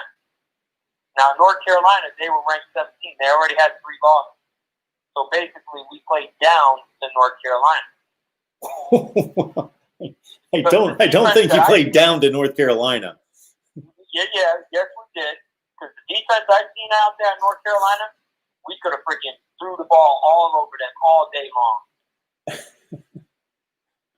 If that's your definition of playing down to an opponent is you playing, okay, let's see. Who have you guys beaten this year? You know, NC State and Virginia Tech and Louisville and Pitt, Virginia. Take somebody like Virginia. What's Virginia? 5-5, I think. I think they finished 5-5, 5-6, something like that. You only beating Virginia, I think, well, whatever it was, like you only beat them by 5 points, wasn't it? 19-14. Yeah, I knew it was a 5-point game. I was actually at that game too. That's the definition of playing down to your opponent. Hey, I got a question for all you real fans out there. You guys go to games. Because, to be honest, I think if you're a real fan, you give money to the university. Like, stop trying to reap off of the university. Go to the games. Watch the games, please. You know what I mean, Mark? I'm pretty sure you've been to a few Ohio State games. Well, absolutely. This year or last year. Huh? Sure. Yeah, because like Hurricane Joseph, it's horrible when you got all these YouTubers posting about their college, their favorite team, but they're making all the money off of the game, and they're not going to the game. Well, I don't have a huge opinion about that. I think you can be a dedicated fan and not to go to the games, especially if you don't live close to the games. Well, I'm talking about YouTube-wise as of making money off this your favorite program.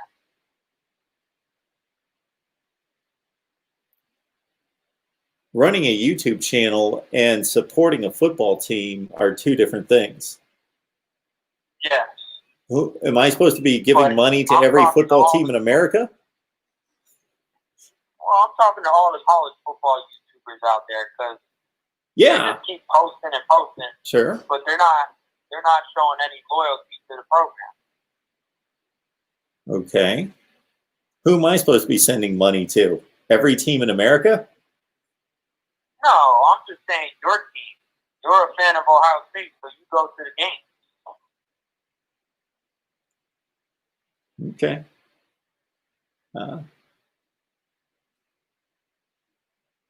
I just think it's fair, you know? So you're just talking about people on YouTube Yeah. that make money. Yeah, they're making money. All this money off of the program without even paying $1 to the school that they're broadcasting. Where does the school make most of its money? Let's start with that. We'll ask that question. Where does the football program make most of its money by far?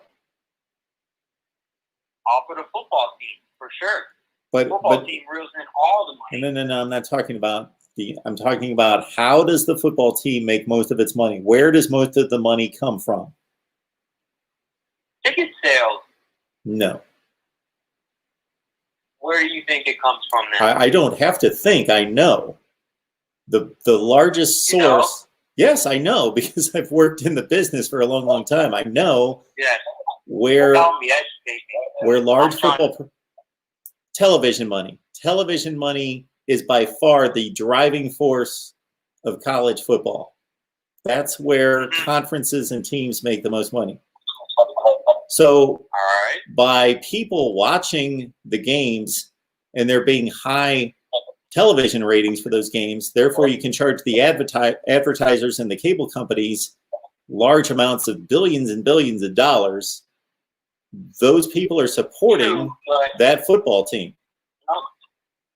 But I'm saying for a YouTuber, for college football, if you want to be smarter, you should go to the games, because at the game, it's different. It's not really the same as watching it on TV. Yes, you get all the stats and all that, and you see what's going on, but on the field, you can see, at the game, you can see all the coaches and what they're doing and stuff. Well, I think you've got a good point there. I would argue, though, I do think your point's valid about going to the game, and it's a different experience in which if you've got a decent shot of the field, you can see the coverages, you can see the wide receiver separation against the secondary that you don't see. And then, like you say, you can see the coaches interact, you can see what players are coming in and out of the game, that sort of thing. But there's a lot that you can't see at the game that you get a much better experience watching on television, where you get analysis, you get stats, you get to see ISOs on players, you get to see the replays. I hate going to the games and not seeing replays. That drives me crazy. I've also been to a few Miami Hurricanes practices in my life, so yeah, I kind of know what I'm talking about when it comes to the team, you know? I mean, I know we can be good, but there's some times where we just show up and it's like, where's the team? Did they ever get off the bus? Sure. You know? I've seen a Miami Hurricane team play at Notre Dame that was top 5, and we blew them out 41-8. Blew them out.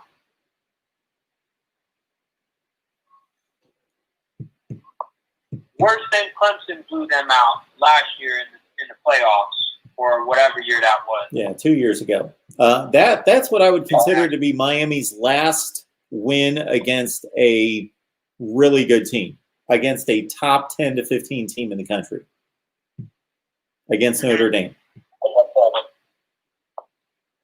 And if you're a real Miami Hurricane fan out there, you know that Paul Feinbaum is a hater. And he once said that our program should never be. He tried to get University of Miami to never be a football team again.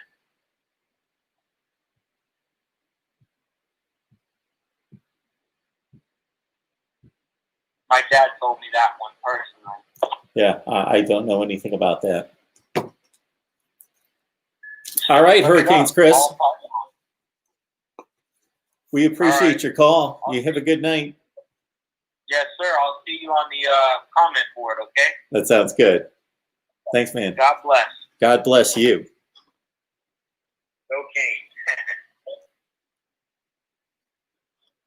All right, good stuff. Good stuff from Tyler. Thank you so much for the Super Chat contribution, Tyler. Appreciate that. Mark Rogers' Patreon is amazing. Much respect. So what you get at Patreon is my predictions. You also get the pick of the week from Steve Merrill from Pro Sports Info. He's an odds maker, bookkeeper kind of guy. What am I looking for? Odds maker, handicapper. That's the term I was looking for there. So you get Steve's pick of the week. You get my predictions. And way beyond that. So we've got, and I want anybody who's in our Voice of College Football community on Patreon to understand this, because I don't know that this is always clear, even though I say this all the time, that we've got watch parties and exclusive live streams per request. So take advantage of that. And then on top of that, an insider look into Mark Rogers TV, the Voice of College Football, in which we will be unveiling a lot more information, an insider look coming up. And I'm grateful, Tyler, that you brought that up, because that's on my to-do list that I'm looking at right now. I need to get, it's not going to happen tomorrow because tomorrow's National Signing Day. And I have probably booked 15 to 20 records to cover as many teams as possible National Signing Day. But later this week, Friday's been my designated day to not produce content and to try to work on operational stuff and branding and marketing and sales and work on that kind of stuff. So I'm going to be posting a Patreon video this week. So Tyler, thank you so much for that. And thanks for the reminder. It's on my to-do list to get a new video up on Patreon regarding Mark Rogers TV, the Voice of College Football, and our vision, our plan, and to get your recommendations and your suggestions as well. And I believe that should do it for the night. We will be back here all day tomorrow. Not necessarily live, but believe me, when I'm not live, I will be right here recording. This is who we've got lined up. USC, UCLA, Notre Dame, Clemson, Miami, Florida State, Ohio State, Michigan, Nebraska, Texas A&M, Auburn, Ole Miss, LSU, Alabama, Kentucky, Florida, Georgia, Oklahoma, Texas, TCU,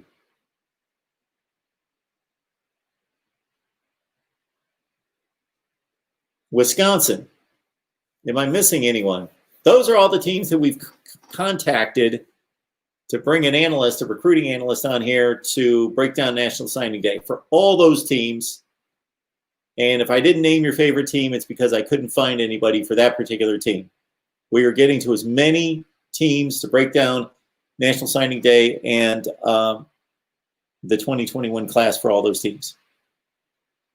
All right. Very good. Appreciate all of you. Thank you so much. We had up to maybe 180 on the line, I believe. So thank you so much for your support. Oh, we got a phone call in. Do I take it? Do I take it? Do I take it? Of course, I got to take it. But I want to remind everyone to share these videos on social media.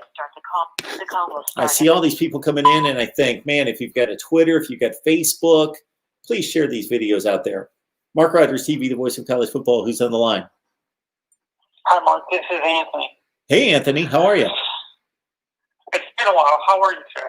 I'm good. What have you been up to? Been spending time with family and stuff.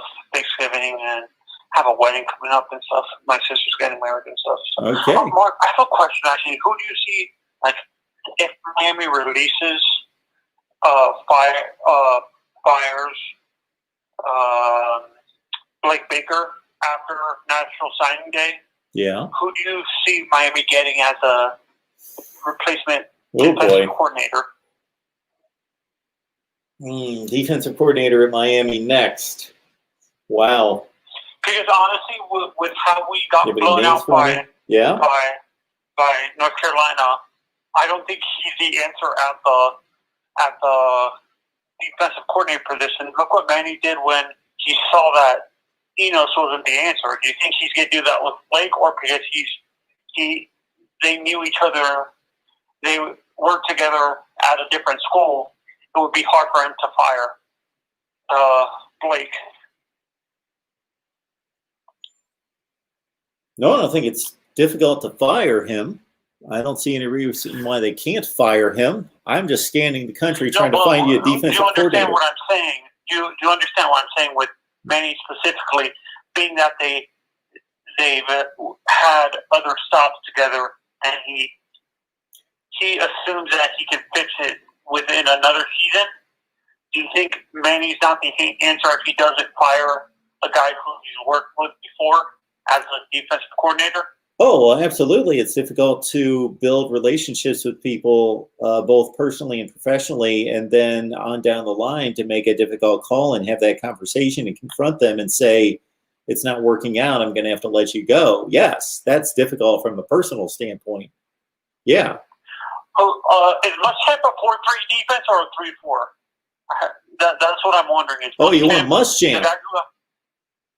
I'm between Muschamp or one of the like a defensive coordinator, one of the defensive assistants under the guy from Clemson, under Brent Venables. Yep. Yeah, Brent Venables. Do they run a 4-3 or a 3-4 defense? They're running 4-3s. Okay, yeah, that's what I'm saying. I think I would rather, with how successful their defenses have been the past few years,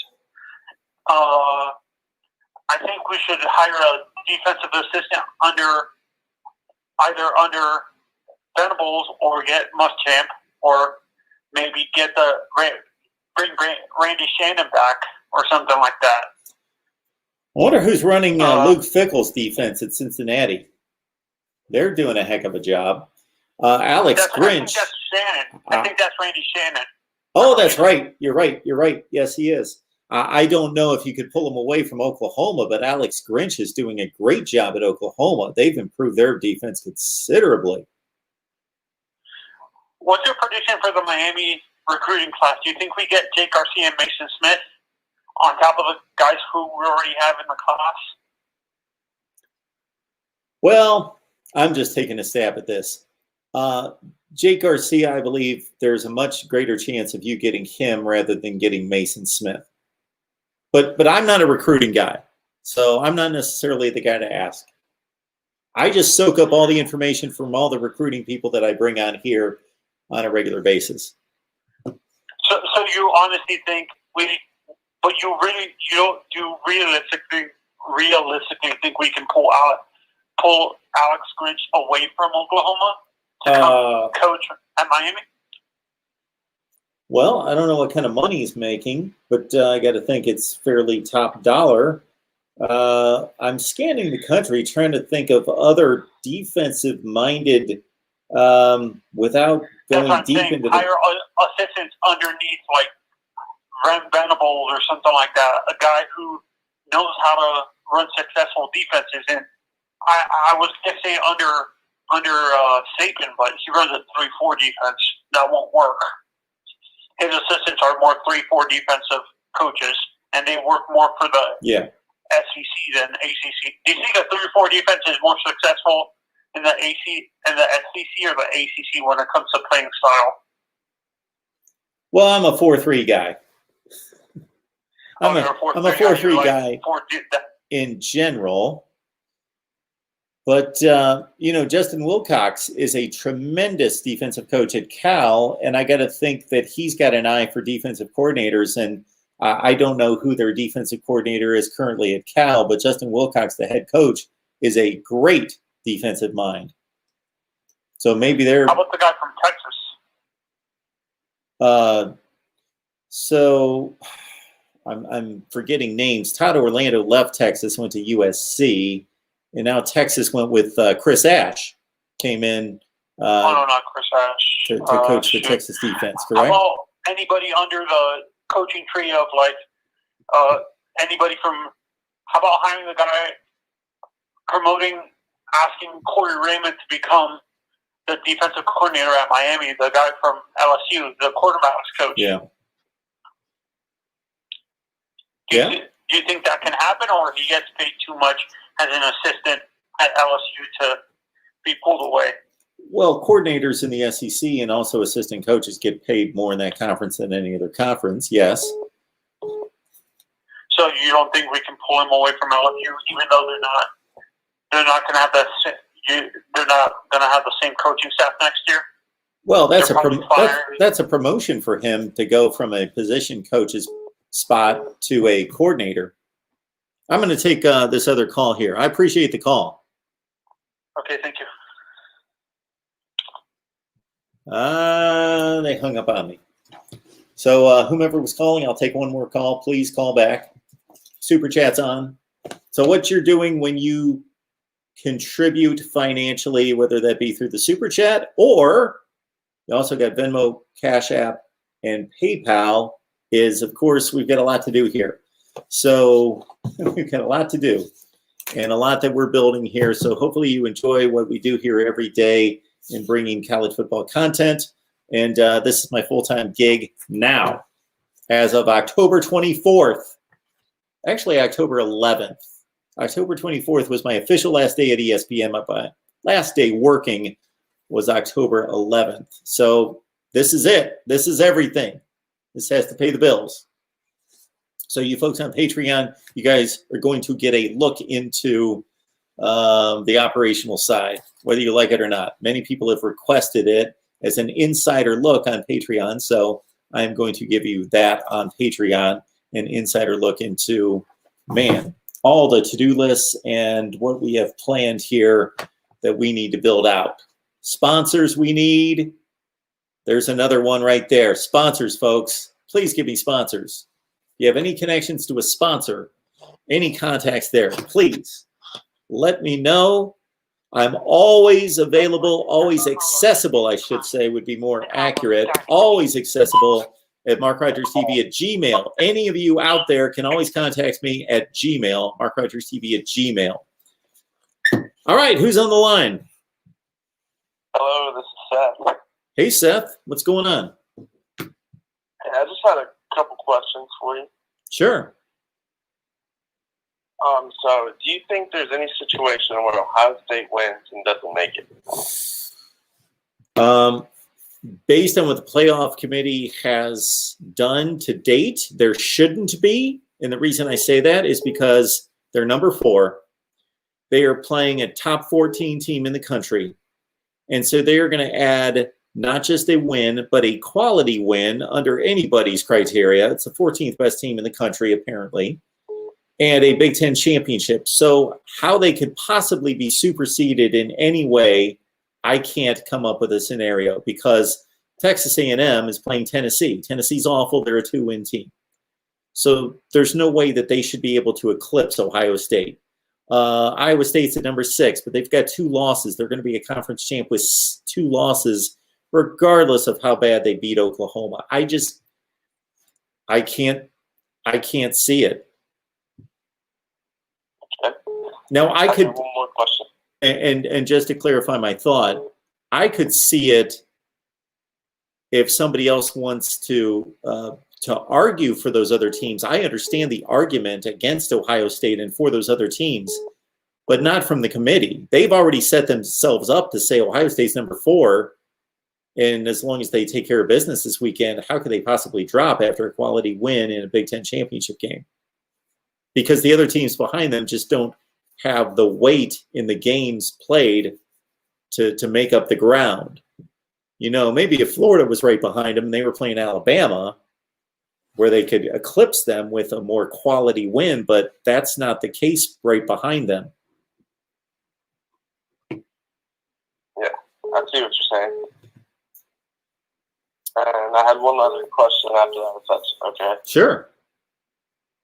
Do you see a situation where, say, Ohio State and Bama get a national championship, and we see a repeat of 2014 where everyone's counting out Ohio State and just thinking Bama's going to run through everybody?